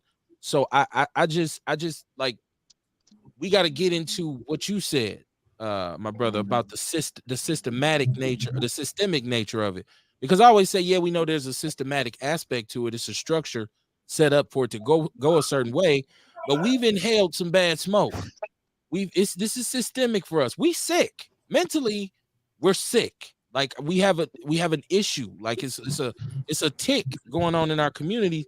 Nobody cares about. We talk about these young people. I love how she said it ain't that bad where you just don't even give a damn about your own life no more. I'm saying that not having to eat, you know, dry cereal for dinner, or not having to live in a house with no heat in the winter. And I'm, you know, I never had to do that, right? Never had to do that. So I do understand that that's an issue, but this is why I said we need more services in elementary school from these programs. Like when I talked about OVP, I wasn't trying to diss them. I was saying it might be a good idea for y'all to start going in here working with these little babies, because when I was in elementary school, we had Dare, we had McGruff, the crime dog. We used to have, you know, gang members. I remember I told the biggest lie I ever told in my life, because the gang squad came to our elementary school and they made us say a pledge not to join the gang. I was in a gang 2 years later. I was like, damn, I straight lied to them. But the fact that they did come to the school and was like, you know, they showed us everything. I don't know. I'm not criticizing NPS because I don't know what they're doing. I work. Finally, I'm in a capacity where I don't work directly with NPS. It's the first time in 20 some odd years where I got a job where I ain't got to rock with NPS on no level. But I feel like those are the opportunities for, you know, 414 Life to go in there and get mentor groups together. Even we talk about even restorative justice circles and saying, okay, y'all, like let's do it on a different level. And so I wasn't trying to hate on them. I was just saying I feel like they're what they could do could be utilized more efficiently. So because you ain't finna save a lot of the 19, 20-year-old hard rocks who've been out here in this thing, but 8, 9 years old, 7, 8, 9, 10 years old. That's the thing we've been talking about when we had in meetings that we was talking about earlier with them couple community folks and political folks and shit. There's a demographic of kids like between 7 and 12, black boys of color, that's warriors out the gate. They know about guns out the gate. They know about cussing. They know about sex. They know about fighting and shit. And all of the youth programs, you got to be 13, 14, 15 and up. But by that time, they already done sold their first bag. They done already had a scuffle in the hood, and they 9, 10, 11 years old. And so we've been talking about, like, how do we say that demographic? It's two particular demographics. It was them, and then there was the demographic of kids who we sell this whole dream to of going to college. So we send babies to college from the ghettos. We don't equip them financially, not academically, not socially, not mentally, spiritually, emotionally. They go to college for a year or two, then they come right back to the ghettos. Now they pissed off, frustrated, poor, and working at KFC. But we've sold them this dream. So we need some sort of reentry activation programs to say, okay, we identify that you have a desire for higher education. We identify your skill set in STEM, or you want to be a doctor, or whatever this case is. What type of entities do we have to help reinforce that? Where maybe we ain't able to send you out of state to college, but maybe we have this accredited program that you pay for at no cost, or whatever the case. So it's definitely some heavy conversation out there about how do we really save these babies. But you're 100% right. We got to train children so we don't waste time retraining adults.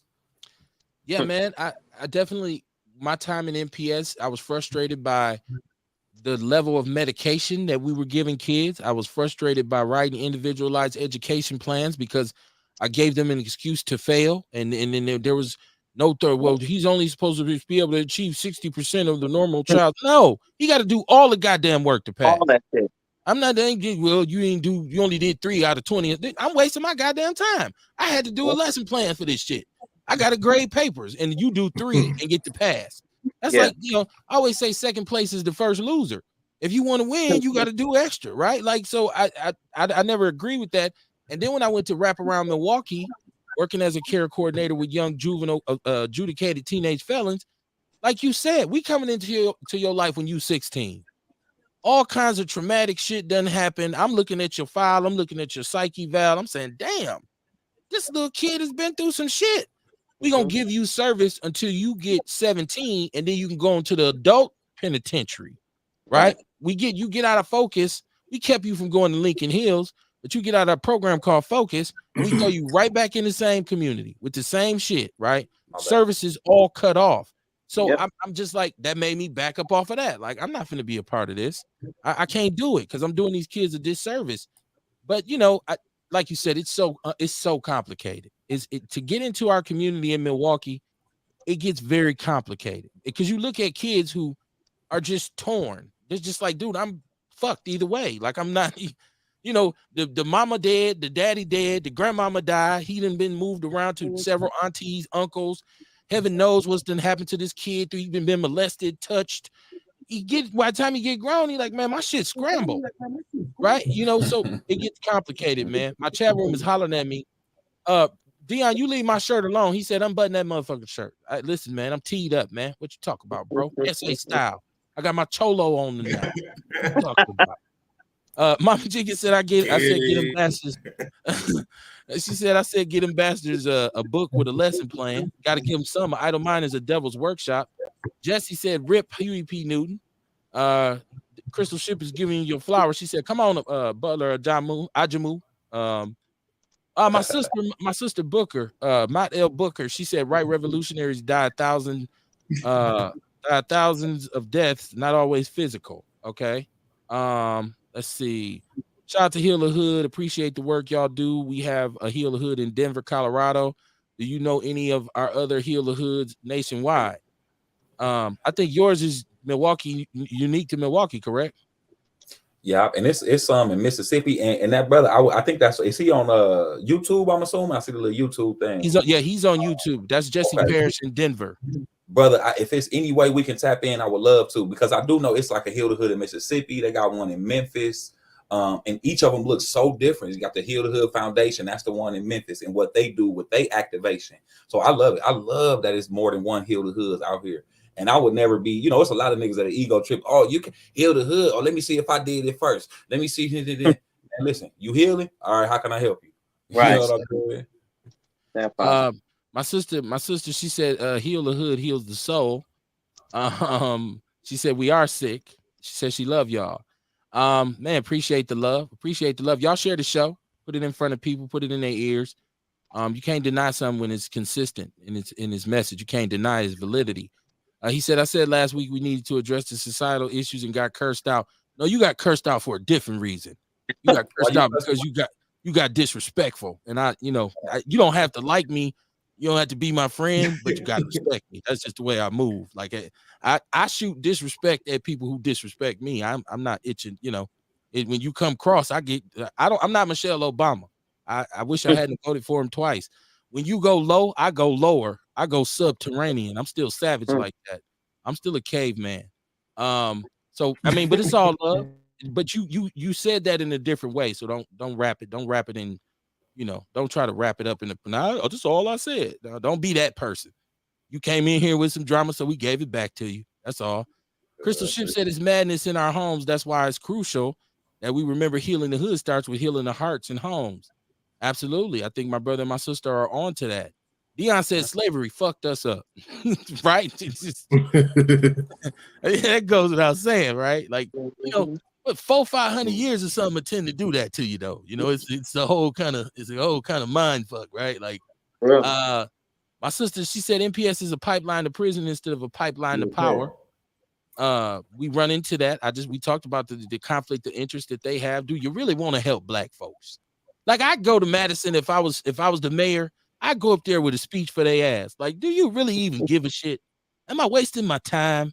You know, we got, you know, Madison coming to the rescue with this. We gonna raise taxes, and then now we gonna give y'all some money back. But you have a $150 billion surplus. Why we got to do anything? You should just be writing a check. Like, y'all need some bread. Here y'all go, man. I know that's not how it works, but that's one thing I don't like about the mayor saying we want to fix our relationship with Madison. Madison owes us an apology. They owe us an apology, right? Let me get my caller. I got a caller who might have a question for y'all. Caller, you are live on Outlaw Radio. What's your name? Where you calling from? This is Dion, kid. What's going on, man? Trucking, that's about it. On my way back to the home base. But yeah, though, man, I feel like this is how I feel, man. I was talking to one of my brothers about this because we always talking about, you know, things that go on in our community.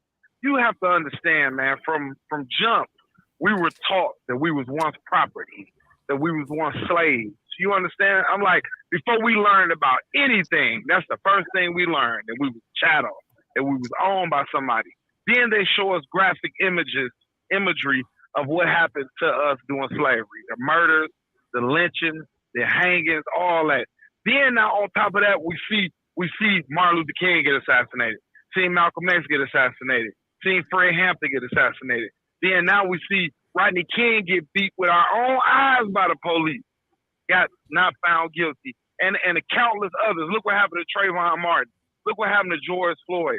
Just the list goes on and on. Just not too long ago, a white vigilante took it upon himself to try to stop another brother on the L. Not the L, but the subway. But I'm from Chicago. We call it the L. They weren't bothering nobody. Took it upon himself to murder that man. He caused death upon that man. Look what happened to Corey Stenley's son. Corey Stenley here in Milwaukee. You know, he was trying. You know, so society deems our life as worthless. And if society deems our life as worthless, sometimes we look at ourselves as worthless. I remember when I was out there in the street, you already know, toting that iron, you understand what I'm saying? So I used to always be like, if I die, I want my niggas to know at least I died with that thing in my hand. I was trying to get off on a nigga. You understand what I'm saying? Because I didn't care about myself. You know, it took me to go to prison, to self-educate myself, to sit down and reflect on my life, to realize that my life was valuable. And now I love life. To be honest with you, I'm gonna say it like this, man. I'll be mad sometimes because one day I got to stop breathing. I got to stop living. And I was like, why give me this this wonderful gift, which called life, just to take it away from me? But that's another story, though. You understand what I'm saying? So we, as Black people, we don't really value ourselves, man. We just don't, and it's sad, though. And I'm talking about when I say, man, it's uprisings all over. I'm sometimes I'll be thinking like, damn, are we prone to violence? Philadelphia, Chicago, Detroit, St. Louis, Memphis, Mobile, Alabama, Atlanta, Georgia, Dallas, Texas, Houston, Texas, Colorado, Arizona. I'm talking about, and it ain't nobody but people that look like me and you, Black people. And we harming other Black people that look like us. You know what I'm saying, though, Kev? Got you. You know what I'm saying? And it's sad, though, man. You know what I'm saying? That's why sometimes when y'all be talking about Milwaukee, yeah, okay, we fixed the Band-Aid here. But it's a Band-Aid all over. The Garys, Indianapolis, the Chicagos, the Detroit. Because like I said, I'm like you. I watch YouTube. Man, I'm watching Memphis news every day because, you know, I love Memphis. I was going to go down to Memphis next week, but I'm going to Phoenix, Arizona. But let me see what's out here in Phoenix. Let me see what the culture is out there. I'm going out there representing Milltown crazy. You understand what I'm saying? Hat broke to the right. You understand? But, you know, you feel what I'm saying, though, Kev. I ain't going out there politicking like that. But, you know, that's just how I'm coming, though. You understand what I'm saying? But I'm just saying, though, it's like that all over, man. And it seems like us African-Americans are prone to violence. But like I said, I had these discussions because, you know, I work out here in Grafton. And the white people always be like, well, you guys, and I'd be like, only thing, y'all are seeing the aftermath of everything. Y'all don't understand how we was redlined. Y'all don't understand systematic racism. We had a system against us for 400 years. 400 years, and they still trying to stand on our neck. And y'all just looking at the end result of the violence, the murders, the killings, the robberies, the self-inflicted pain that we have. This is a self-inflicted pain, man. I remember when I was in prison and I didn't know brothers, and I looked at them with hatred in my eyes. And then when I started self-educating myself, I had to realize that this was something that I seen within myself, and this is why I behave like that. Do you understand what I'm saying? But I'm about to drive through this little town, and my signal's going to get scratchy, man. And I'm going to jump back on YouTube and finish listening. Man, I love all y'all. Y'all keep y'all head up, man. I'm glad we made it. When I said Friday, I said, I hope we make it Monday. We made it, brothers, and I hope we continue making it, man. Because there's somebody yesterday that didn't make it to today. And I pray for them and their family, and I love y'all, man. Y'all keep it up. And Kev, I'm buttoning that shirt, man. You choking me, my guy. All right, I'm going to holler. Man, you got to deal with this. Look, you got to deal with my shirt. I'm teed up. But to what he was saying, man, I was just speaking to somebody the other day about how I'll be 40 in what 3 days now on the 18th. Welcome to the club. Come on in. So, and I was just saying how growing up, fam, we had something called shame. Cool. You know what I'm saying? Like, but the reason we had shame is because our parents had the position, or I ain't gonna say they were above reproach, but our parents actually were parents of something to aspire to.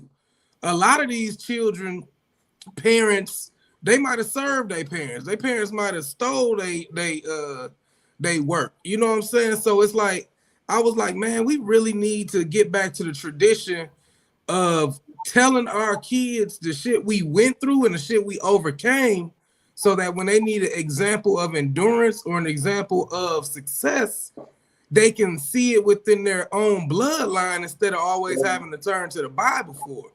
You know what I'm saying? And I ain't against the Bible, but how much more powerful if we can go to a story of inspiration about our granddaddy or some shit like that versus, you know, a nation of people in a distant land type shit. So just like Dion was saying, it's fucked up that we taught we were slaves before we were taught that we were mathematicians, kings, astronomers, shit like that, so that we like, well, we came from not being shit. It's okay if I ain't shit.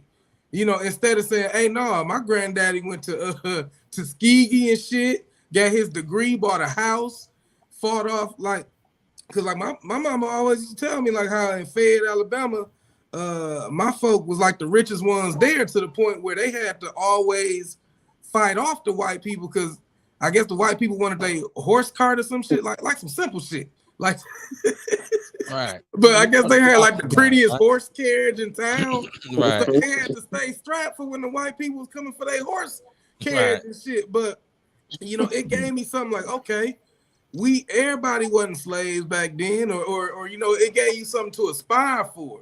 But these kids now, shit, what they know? My mama was a crack addict. I was born in the projects. I ain't made it out the shit. Don't know nobody who made it out the shit. I know more people in jail than I know people that's free. You know, so that's why I'm always sharing shit about Africa or Kemet, or, you know, just to give them an idea that slavery wasn't our beginning. It was an interruption of our greatness. You know what I'm saying? But we got to give them something to aspire for so they can value themselves and value their lives so that they can aspire to be something better. Okay, well put. Now, my brother, I know you got to go. So because give us the details of the 27th. Okay, I just want you to be able to pop your spiel about Heal the Hood for you ride. Yeah. So family, what's going down? We got the 11th annual Heal the Hood block party coming up on May 27th. That's a Saturday. That's the last Saturday of the month. It's going to be from 12 to 6 p.m. And we're going to be tapped in and located on 8th and Burleigh, between 8th and Burleigh and 12th and Burleigh. Right now we got about 50 some odd vendors. We're gonna shoot for another 10 to 15 to lock in that, make it nice, fat, and full. We got an amazing children's corner to get them babies acclimated and activated, to get them creative, to get them inspired, and to get them involved in the actual process of Heal the Hood in and of itself. Stupid entertainment, ridiculous entertainment, all hosted by the lovely, the incomparable Jamila Riley and her twin flame, her twin sister, if you will, Jamila Carney. And it's going down, y'all. It's going down. We pushing hope in the hood, and we pushing something good in the hood. So tap in. I appreciate my Outlaw gang, man. Y'all have me laughing tonight. I ain't gonna lie. It's always a pleasure being able to learn through laughter. Even if we disagree on some points, being able to still come together in the same spirit and whatnot. And that's why it's Jamila is a Christian sister, but she looks different, right? I'm an active, not an activist, right? We ain't even gonna use that term. I'm a philanthropist. I'm a mover and shaker, but it looks different. Brother Kamar is a doctor in certain senses, but he looks different, so on and so forth, right? So we all play our role. Again, my brother, I heard you call him a hippie earlier. He don't look like a hippie, but that ain't who he is on the inside. So family, I appreciate y'all just letting us tap in and be who he is. But 11th annual Heal the Hood is going down. What's happening, Courtney? I see you coming in as I'm shooting out. What's happening, Queen? Look, Courtney, and I didn't see you down there. So she's like, y'all see, I didn't even see you down there. I didn't know you was down there in the queue. So I'm sorry. I'm Juice Lady in the building. All right, my brother. Well, I'm glad you came through. My sister, how can they get a hold to your I want you to be able to, promote your thing too, because I am on all social media platforms. Jay Riley on Facebook, on Instagram. I am Jay Riley. Same as on TikTok, LinkedIn is Jamila Riley, and my website is jriley.bigcartel.com. It's down right now because they done bought me out for Jay Riley Day a couple weeks ago, but it'll be back up next week. That's right. Okay. They bought you out. Yeah. And I want to say, I know this is the first time you've come on. Don't be a stranger. If you got something you want to promote, anything you rocking with, just hit us up. You have an open invitation to the show. Thank you. And it was a pleasure to have you here. And I'm like, I'm not kicking you off, but I just want to respect your time. So if you say, I gotta go too. I put my son in the bed, so it's all good. It's totally understandable. So like I said, I want to thank you for coming. And now I kind of, because I told you I've been seeing these earrings, and I'm like, what is this? And so finally I get the creator, put a face with product. Yeah. So I'm sure all you'll right, be y'all. back. And y'all, good luck with the event. I hope it goes very well. Thank you so much. We hope to see you there. Thanks for having me, y'all. All right. All right. Good night. You too. I see my sister. Peace. The show ain't over. I done made it. We done just started now. Yeah. You got 20 of the hottest minutes, right? Like you got 20 hot minutes. My sister says she's a blacktivist. She says she ain't no activist. She's a blacktivist. Follow Jay Riley on all social media and visit her at the Sherman Phoenix. Look, I made a mistake. Erroneously, I just referenced one accident, but there was actually two overnight. And there was another one in which some lives were lost. This whole weekend was a bloody weekend for just traffic accidents. And it's crazy to think that it's not like Milwaukee is this super large metropolis, right? How does traffic and reckless driving become the calamity that it's become in our community? I first of all, let me say, I think it's a mentality. right? And I've said this many times. I drive up, I'll drive up next to somebody, right? And they'll see my car, and in their mind, they think he wants to race with me just because of the car, right? And I'm not, never have been a speed racer or no shit like that, right? But I'm just looking at them sometimes like, I hope you know I'm not actually racing with you. And I'm talking about cats in these super superb buckets or whatever, and just, I'm like, you better stop driving that motherfucker so hard for it to give it out on you. It's a mentality, right? And I'm just looking at them like, bruh, I'm not on. Now I could roll, I could, my shit could go, but I'm not on that with you, because my mentality when I'm driving the car is about being safe and getting home, right? I understand that 2,000 pounds of metal going 75 miles per hour, when it hits something, it disintegrates shit, right? And so, but it's a mentality of drivers, man, that'll like ride down on you and almost cut you off, and you looking at them like, damn, bro, and he ready to pop. He's ready to shoot. Like, they looking at you like, what's happening, nigga? It's like, no, you almost hit me. I think you mean excuse me, right? So it's a crazy situation. Them babies that died in that car accident, I don't even like to see the pictures. And this is what what we get in terms of this mentality is a lot of dead bodies and a lot of carnage. Courtney, you in traffic right now. I hope you're paying attention. You know them Kia boys. That's what I want to talk about. I want to let everybody know about that situation.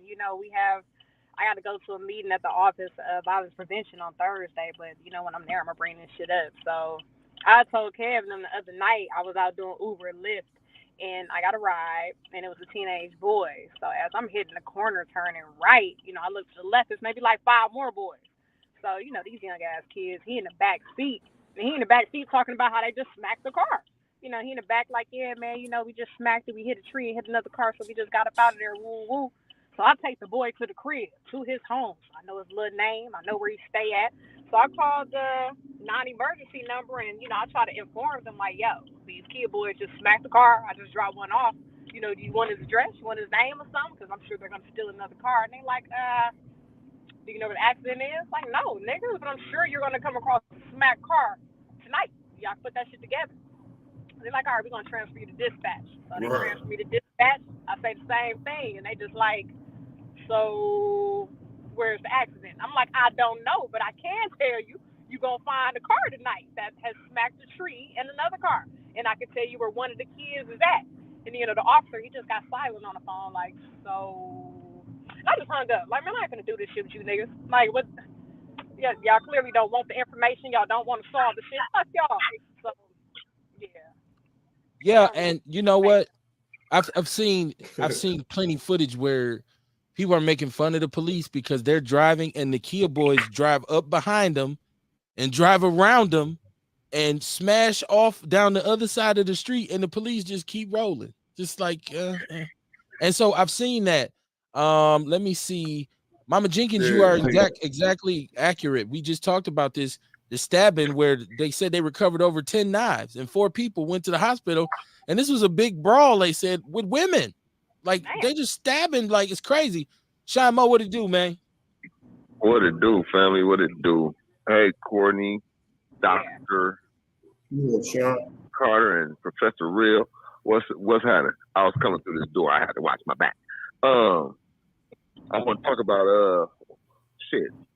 What you just brought up. I have somebody that I know personally, man, that gets these calls, right? When citizens call in to report these cars in their neighborhood, sitting out on the block, right? They call the police, and the police, just like Courtney said, they send it to dispatch. Dispatch then sends it to another call center, right? Which sends it to traffic enforcement. By the time traffic enforcement gets there, which is 5 to 6, 7 hours later, the car is gone, and that report is just threw away. I mean, whatever SOP is being used surrounding these car thefts and these reports of cars in these neighborhoods need to be challenged and needs to be addressed. So that they change their SOP on this. As far as the knives go, man, y'all were talking about the Office of Violence Prevention, or mentioned the Office of Violence Prevention, I read in their statement that they were in contact with both sides, which I find kind of hard to be in contact with both sides when both sides are currently incarcerated. Everybody got arrested, so for them to be in contact with them to prevent any further violence, I don't see how that's possible when everybody's locked up. That was a bold-faced lie that needs to be challenged, needs to be addressed, and shouldn't be allowed to continue. If you got to lie about what you're doing, then maybe you don't need that fucking position. Shots fired. Plain and right? simple. Shots fired. So, serious. Look, this the same motherfucker who was in first district. He was the first district alderman, and we know he did nothing during his tenure. Now he has been promoted because of his failure, which we only do here. And nobody's challenging him on these lies, man. They're not doing nothing. Yes, crime has dropped, but let's really take a look at why crime has dropped, right? Let's look at the people that have been locked up and the people that have been killed. Of course, crime is going to drop some because some of the perpetrators have either been killed or locked up. Now, more than likely, they'll be out within the next few years because we know that the court system is bullshit here. What's in place to deal with them when they return to wreak havoc on our community in the near future? That's what we need to be talking about. Well, we don't need to come, but that's what we as a city needs to talk about. Okay. So yeah. Okay. That's my 2 cents. Maybe I added 4. I don't know, but yeah. Right. Oh, and one more thing. I'm sorry. I was watching the video of the young lady. Mama Jenkins sent it to me. And I'm listening to this young lady cry, man, and to anybody listening, any clinician or whatever, outside of GoFundMe and all of that, this young lady needs some psychological first aid. She needs some psychological care right now. This is her only child, her first child, and just listening to her, man, she's gonna go through it. She's gonna go through it, and somebody needs to really reach out to her and get in her life right now and stay in her life for at least the next 6 months, because the next 6 months are going to be very trying for that young lady and anybody that she deals with. Okay. What you say, Courtney? What lady? Who? It was the mother of one of the children who perished in the car accident. Of the 21 month old. Okay. Oh, baby. Okay. And it's crazy. Like I said, and Dion said there's an accident right now on 51st and Capitol. Is that what he's saying? Wow. She said they don't care about us. El Bay Booker. She said they don't care about us. They don't. What I can say, what they don't know, they don't. We have to make them care. What's going on in the hood? You know what I'm saying? They don't. Yeah, but at this point, do you really expect them to? Okay, so I'm looking at like the Ja Morant thing, and Ja Morant, like I'm not gonna jump because first of all, this young boy is really just ruining his life, right? So I'm not gonna try to say anything that anybody else hasn't said. I've seen all these grown ass old men trying to pass judgment on him. Oh, you dumb motherfucker! Okay, we know he's making bad decisions, but this is the mentality of his generation, right? And it speaks to the problem that we have, even in a city like Milwaukee, where we have these young people who, for I don't know, lack of a better, we don't really even understand what it is.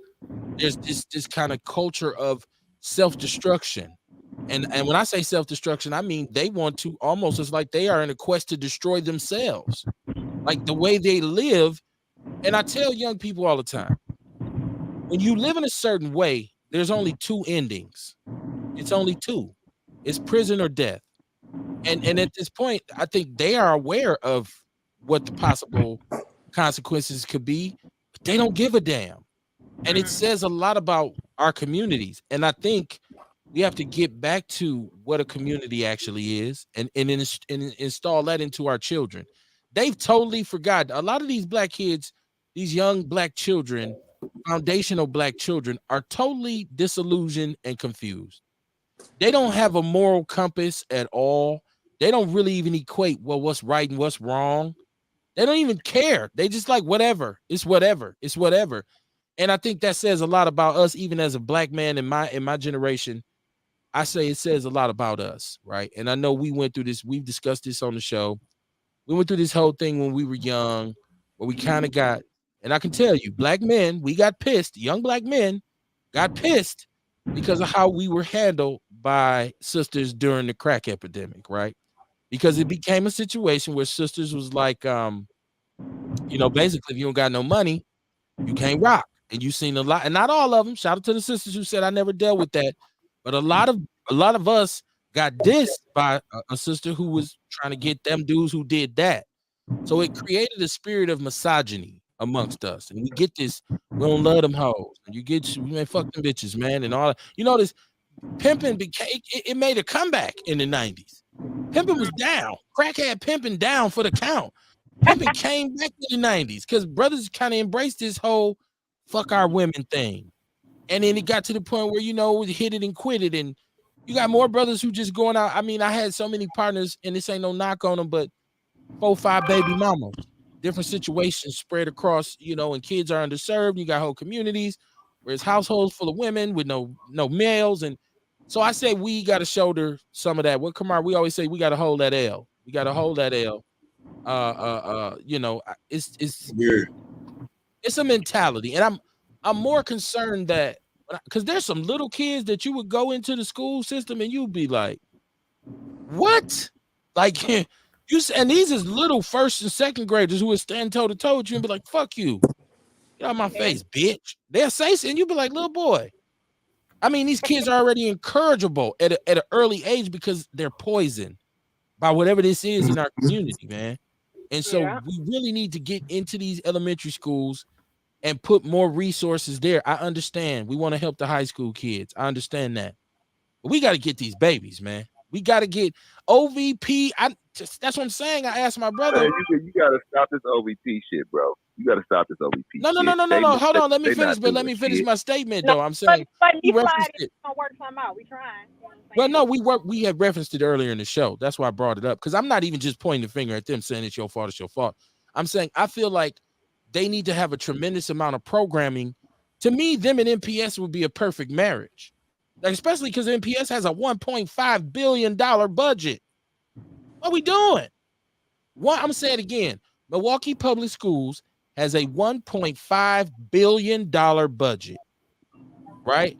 And they talking about now when they sign this initiative, this new legislation in Madison, which is supposed to be bipartisan to help us out of our budgetary hole. We're going to put resource officers back into MPS. Okay. Well, if you're going to put police officers back in the building, you definitely need to put some people from 414 Life or some people who really understand the kids and understand the community that can initiate mediation. That's what violence prevention is, in my eyes. So that's the only reason I referenced them, Sean. I wasn't, calling them out. But this is the thing, right? And the reason I called them out is because they have this proclivity, man, to hire people, and I'm not saying that people that have come out of jail haven't changed their lives, but they have a proclivity to hire people, man, that reinforce these negative stereotypes from our community. They go into these places and tell these kids, hey, you can't trust the police. Okay, you can't trust all police, but we have laws in place that need to be adhered to. And you may not like the law, right? You may not like telling on somebody, right? I understand that, but we're talking about citizens doing this, and they're corrupting citizens, or what could be citizens, with these alternate thoughts that they're pushing, right? Ain't nothing wrong with following the law, right? Those of us that play in the streets, We understand what we up against. But when you enforce and reinforce these views on these young people, right? And you're their hero, or they look up to you, or they heard about you, right? And then you get out and you reinforce the negative shit, even though you're supposed to be out here on some violence prevention. If you're not telling them the pros of the law and teaching the pros of the law, right? You don't understand what a bad cop is unless you know what a good cop is. As people say, there ain't no such thing as a good cop. That's what they say, right? I got a bunch of nephews on the force. And I know what they're about because I know they daddies and they mamas because we was raised together. Okay. And I know that they're about their people. You know what I mean? And they not out here chasing nobody down for some shit that they didn't do.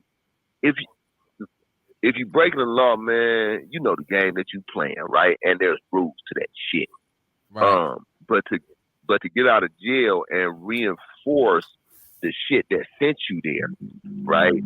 The shit that you know goes against the moral conscience of these children, and you fucking them up. They don't need to be anywhere. They don't need to be around society to hire them and to allow them to inject our children with this disease, man. That's killing us, man.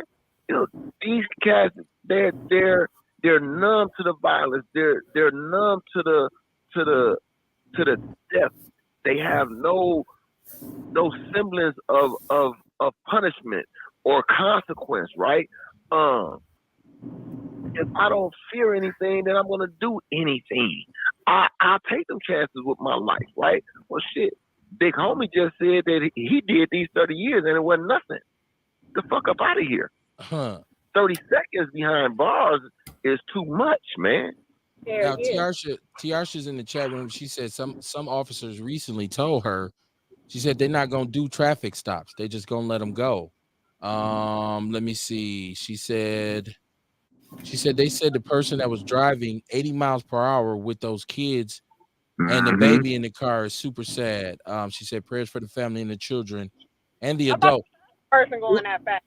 Well, see, that's once again, that's that thing I'm talking about. When I was just talking about, I'm in traffic, I'm riding, and somebody fly past me, and it's like, well, hold on, bro. Like, we literally on Fond du Lac or Hampton, right? Like, I don't know where you going, but it's not the city ain't that big. Like, you don't. Why you need to do 70 down Hampton? And with the condition of our streets, and this is one thing that you can tell a lot of people, they just don't. They have a lack of understanding for what an automobile is, because with the conditions of our street, they're not conducive for you to do high speeds.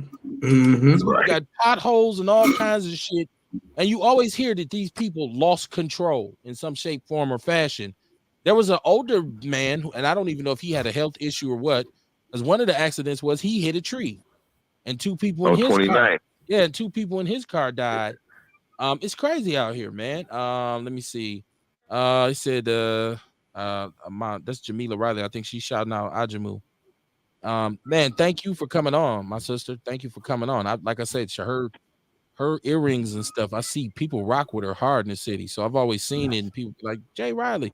So I finally got a chance to meet her. So shout out to her. He said, are good cops standing up against the bad cops?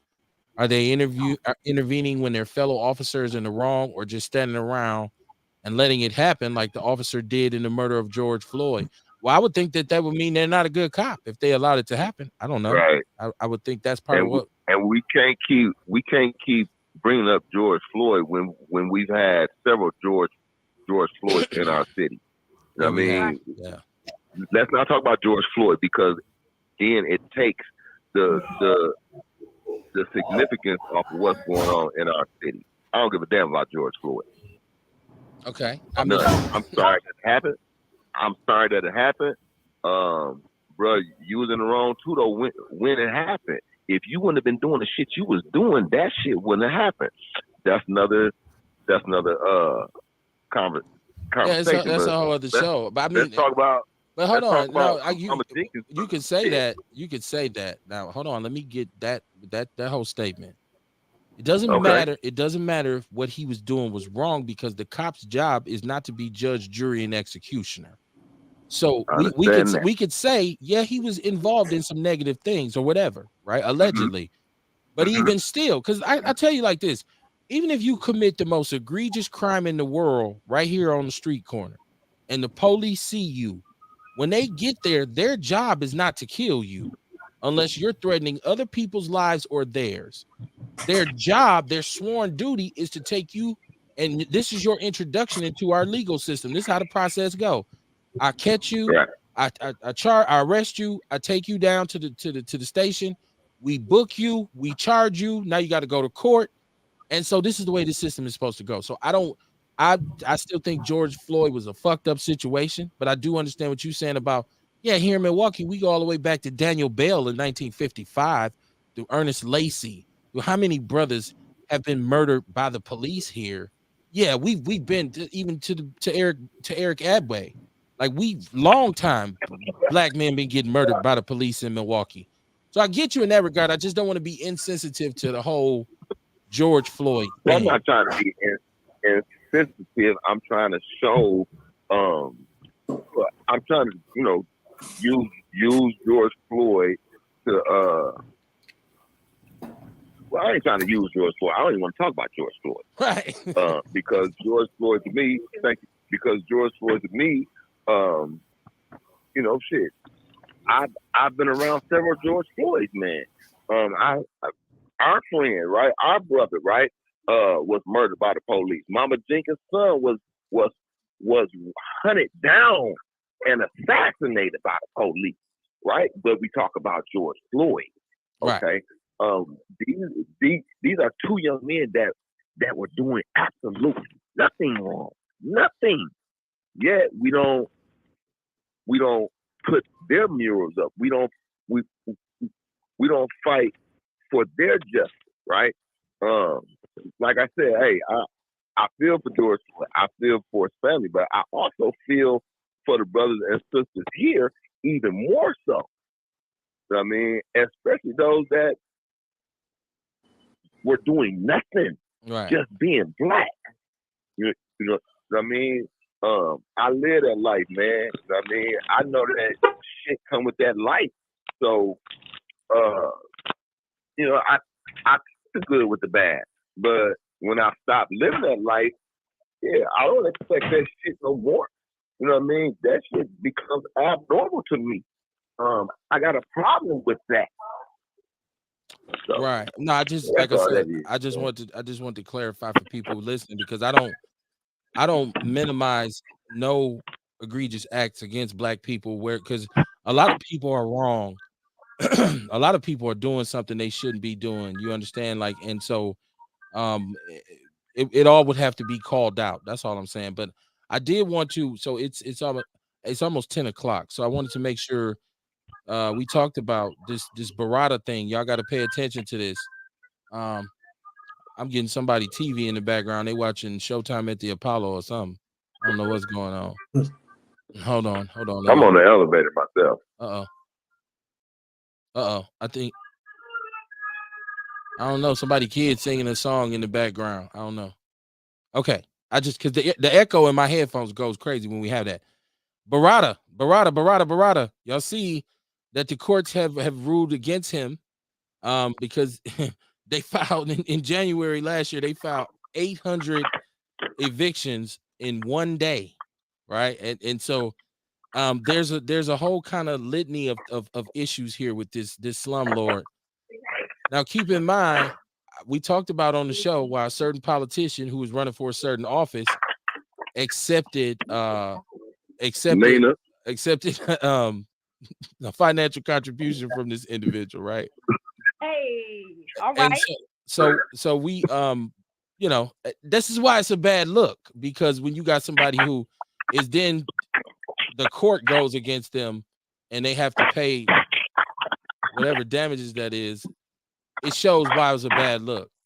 So I just wanted to put that out there. I just wanted to let y'all know that's in the People's News Network too. That you can go in and see that story. We got to call out the people. The whole point of this all is we have to really start calling out people who are counterproductive to our community. That's what it's really about.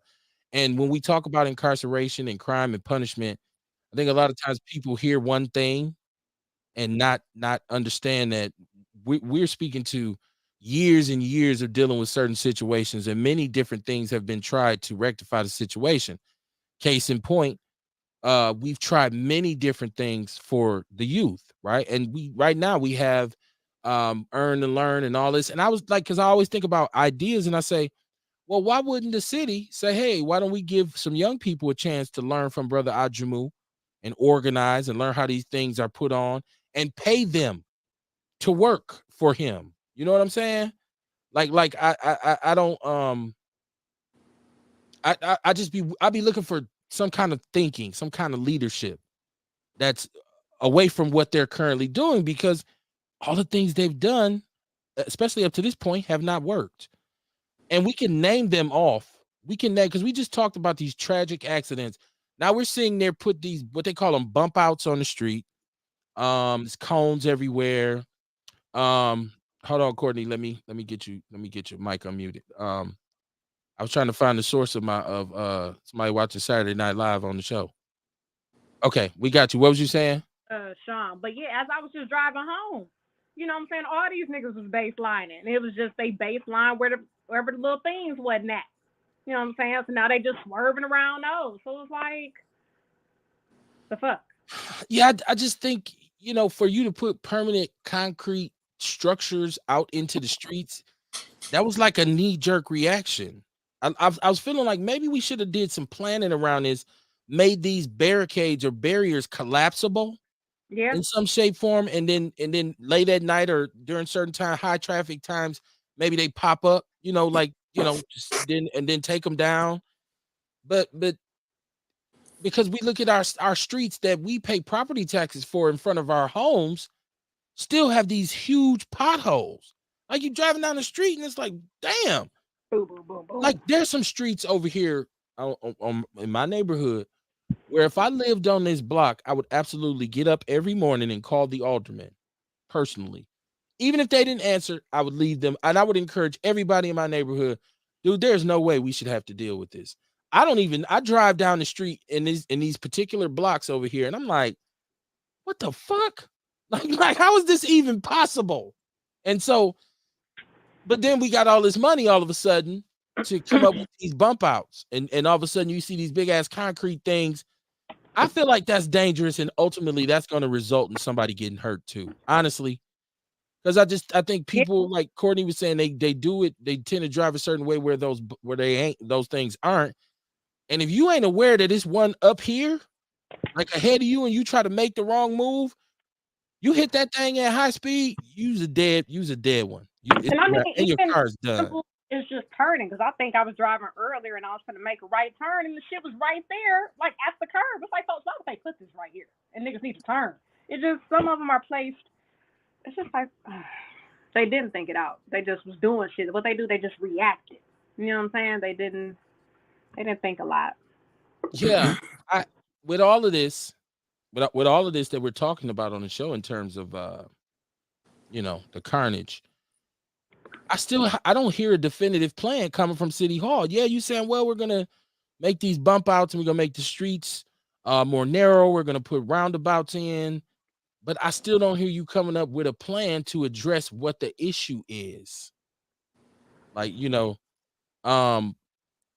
I still haven't seen any programming that you're doing otherwise. Like, people say, well, no, he's doing the best he can. I'm not, whatever. That's neither here nor there. I just feel like these things aren't the ultimate solution to this. I feel like this is going to cause some more traffic calamities, because now you took a strip like Capitol Drive in particular that's 3 lanes wide, and you've reduced it to 2. And so now traffic is going to be bottlenecked in some places where you're going to have real live traffic jams, and people going to be stuck in traffic. Like, dude, what the fuck is going? Because if it's a bus and the bus can't pull over, right? It can't pull over on this corner because there's a bump out or whatever. Now this bus is sitting in the middle of the street. Now cars are behind this bus. You're gonna be getting caught up in lights. Like, dude, I'm just sitting out here in the middle of the intersection. One of the worst intersections in this city is 51st and Capitol, where Capitol and Fond du Lac and all that. That's like, and then there's another light on 51st. I've literally come through there before and gotten stuck out. I'm just in the intersection. Traffic backed up, and I'm like, these motherfuckers don't look like they finna stop, right? So I'm sitting here like, man, come on, man, for 30 minutes. I'm like, when was I ever in the traffic jam on Capitol for 30 minutes? Yeah. And so that's a horrible intersection. A lot of people have lost their lives there. They've come out and even said it. One of the other bad ones is the one down there on it's I want to say Burleigh and Fond du Lac, where there's like when Burleigh's right here and Fond du Lac's running across. I've seen so many people almost damn near by the Sherman Phoenix, by where the big 35th. Yeah, man, I've seen some people. Like, dude, he was almost dead, like that. And it's traffic coming from different ways. And I'm like, our city, why don't we fix this shit? Like, why there has to be something that can be done. For too long, we've allowed individuals who don't have a plan to be in charge, right? Like, so it's just, it is what it is, and we could complain all night. He said, my criticism of the black community does not weigh my contribution to it. Peace, Outlaw. It's all love, Jesse. It's all love. You don't got to take my line, though. I took it from Willie D, so I guess, Leon, you're right. He said it's 35th and Fond du Lac. It's horrible. There's some killer intersections. And yeah, I got rear-ended on that Fond du Lac and 51st one. Because you know how them lights is set up. I guess the woman that rear-ended me, she seen the Fond du Lac and Capitol lights turn green, but not the 51st one. So she smacked the fuck out of me, man. Right. And there's a split second difference between the two. Yeah. But it gets tense sometimes where you're like, oh shit, like, man, because you come through the green, like the Capitol light doing full speed, and all of a sudden this one turns red. And it's like, and so many people just run that light. But that traffic coming down 51st is major, right? So it's going fast. So it's crazy, man. And our leadership is just like, well, we're gonna put up some bump outs and I'll put out a few cones and That was like, I want to talk to motherfuckers. I'm like, who came up with this? I'm like, oh, John. I want to know who exactly came up with it. I want to know what person was like, yeah, let's do some so yeah, I would like to know who said let's do this, who approved it. Yeah, some genius, right? Some genius. Right. Mama Jenkins said these bump outs are fucked up. All they need to do is put a damn traffic force back on the street. The motorcycle cops need to be back. If they can't handle it, get some help from the sheriff's department or state patrol. I'm sorry. But once again, God forbid the sheriffs and even the highway, the damn, because the troopers on the highway, the state troopers, God forbid y'all say, hey man, let's circle our resources and do something about this traffic, especially the sheriffs. Like, because you parked at county stadium, watching a bunch of white dudes get drunk. Meanwhile, motherfucker flipping a Kia down Fond du Lac in the bus lane. Like, I don't understand why we are, and the leaders of Milwaukee and Milwaukee County, I see DC and I see Mayor Johnson, they slapping five and holding hands a lot in interviews. I'm hoping that they're saying, hey, we about to make this a because for too long, Milwaukee County and Milwaukee, the city of Milwaukee, have been at each other's throats. And I think it's time to say, no, we gonna get with each other and we gonna go to Madison and demand whatever funding we need to do what we need to do in this city. So I hope they have a comprehensive plan. That's all, because we get tired of talking about the shit that's wrong. That's why I was so happy, and shout out to Ajamu. I was so happy to have Heal the Hood on tonight because I just wanted to talk about something positive. If we got on here and start talking about these murders and we start talking about the stabbings with the big girl, brawl for it all, if we start talking about these accidents with these babies dying, it tends to get a little dark. So I'm glad that, Brother Ajamu came April 27th, 8th in Burleigh, said it starts at noon. If you live in that immediate area, you need to support this brother. Shout out to all the vendors who are taking part in his event as well. It's a great thing, man. I don't know. I mean, it's 10:05, so I want to put the kibosh on things. We'll be back Wednesday night. If you rock with the show, we're on Mondays and Wednesdays. Hit like, hit share, hit follow, share the show, share the show, share the show. Not really trying to tell you what to think, just trying to encourage you to think. That's usually what we try to do. And it's okay for you to have an opinion counter to ours. Just be respectful about it. Right? Ain't nobody on here no punk. Like this is a punk free board, right? And you don't just get to say some shit and be just like, oh, it's all good. No, it ain't all good. Fuck you talking about, right? So don't make us go into that kind of energy. It's entirely available. But shout out to Paris. Good luck in your run for mayor, man, in Denver, Colorado.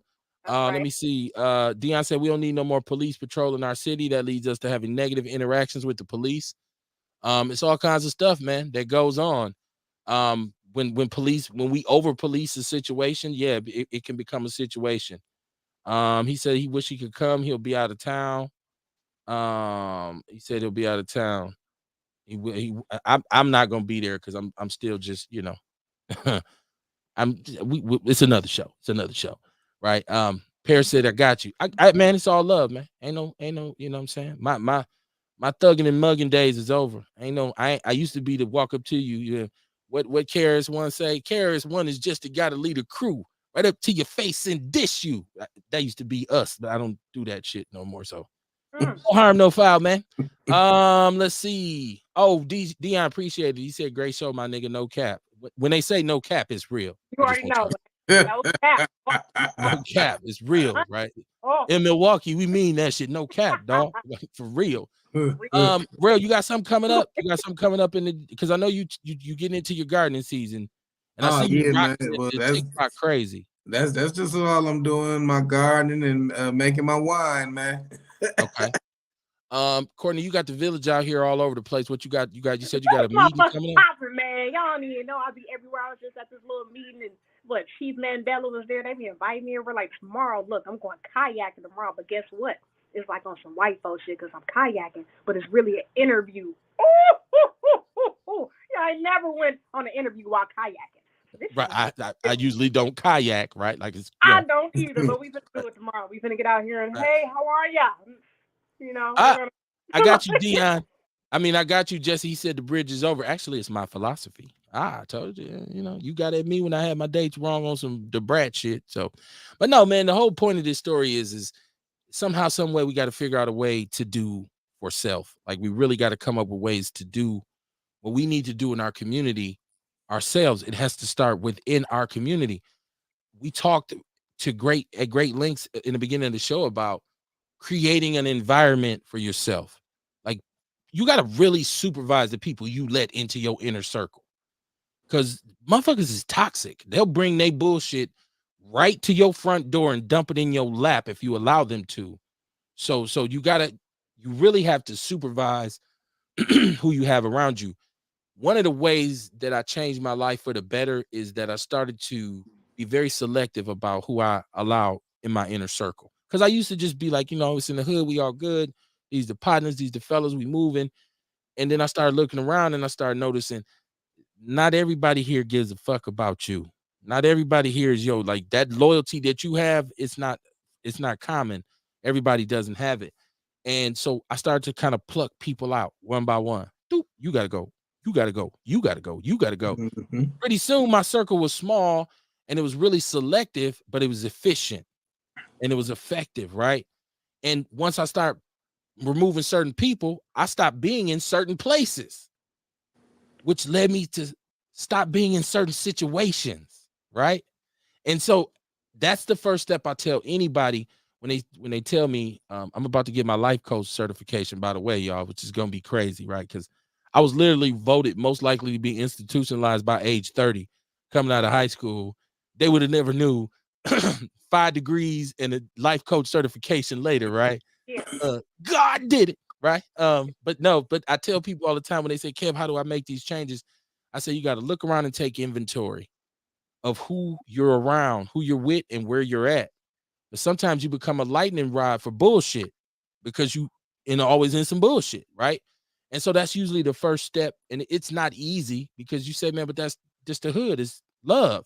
I still love each and every one of my homeboys, but you won't see me rocking with them on a daily basis like I used to. It ain't because I don't love them. It's because I had to embrace what's my walk? Where am I going? What do I want to do? What's my purpose? And it don't involve everybody else, right? So it becomes a spirit of do for self. And that's the most important thing we have to establish in our community is we got to do this for ourselves, y'all. These are our babies, right? And it's easy for me to look at these kid boys and say, man, lock them up. But I tell you the truth, if my son was one of them, I'd be telling him, they gonna lock your ass up. And when they lock you up, I ain't gonna be tripping. You're gonna get what you deserve. That's tough love. That don't mean I don't care about them. That mean you got to learn a lesson, right? You have to learn a lesson. So, like I said, my mother used to say, your ass go in the wagon, come too. It just means you're not above reproach. You're going to have to pay for what you do as well. So, with that said, we're going to close out tonight. Shout out to Kamar. I think he dropped his signal. Y'all know he said he got to crank up his modem or something. What do you got? No, Real, you got the knob that you got to turn your modem up. And Kamar got one that got a warm up. So he's got to like get stretched out for it work. You got like a dial up there? No. Me? Yeah, you. No. I'm state of the art. Man, what you mean? I'm state of the art. I'm state of the art. I got the Rodecaster. I got the super superb Wi-Fi. I got this high-speed signal. I'm tight like that booty. I'm good. And I got a new phone, right? Yeah. Yeah. Come at me. In the building, new phones. Right. Come at me, bro. Right? No. No, man. Keep in mind, y'all. Keep your head on the swivel when you out driving. You can't let fear, paralyze you. But to have an understanding is amazing, man. Because once you do have an understanding, you realize that you run across people all the time, and you deal with people all the time whose criticism of the community outweighs their contribution. Therefore, that leaves them labeled as coons. I will see y'all Wednesday night, man. Peace and love. Capital Driving Accents. Stand up.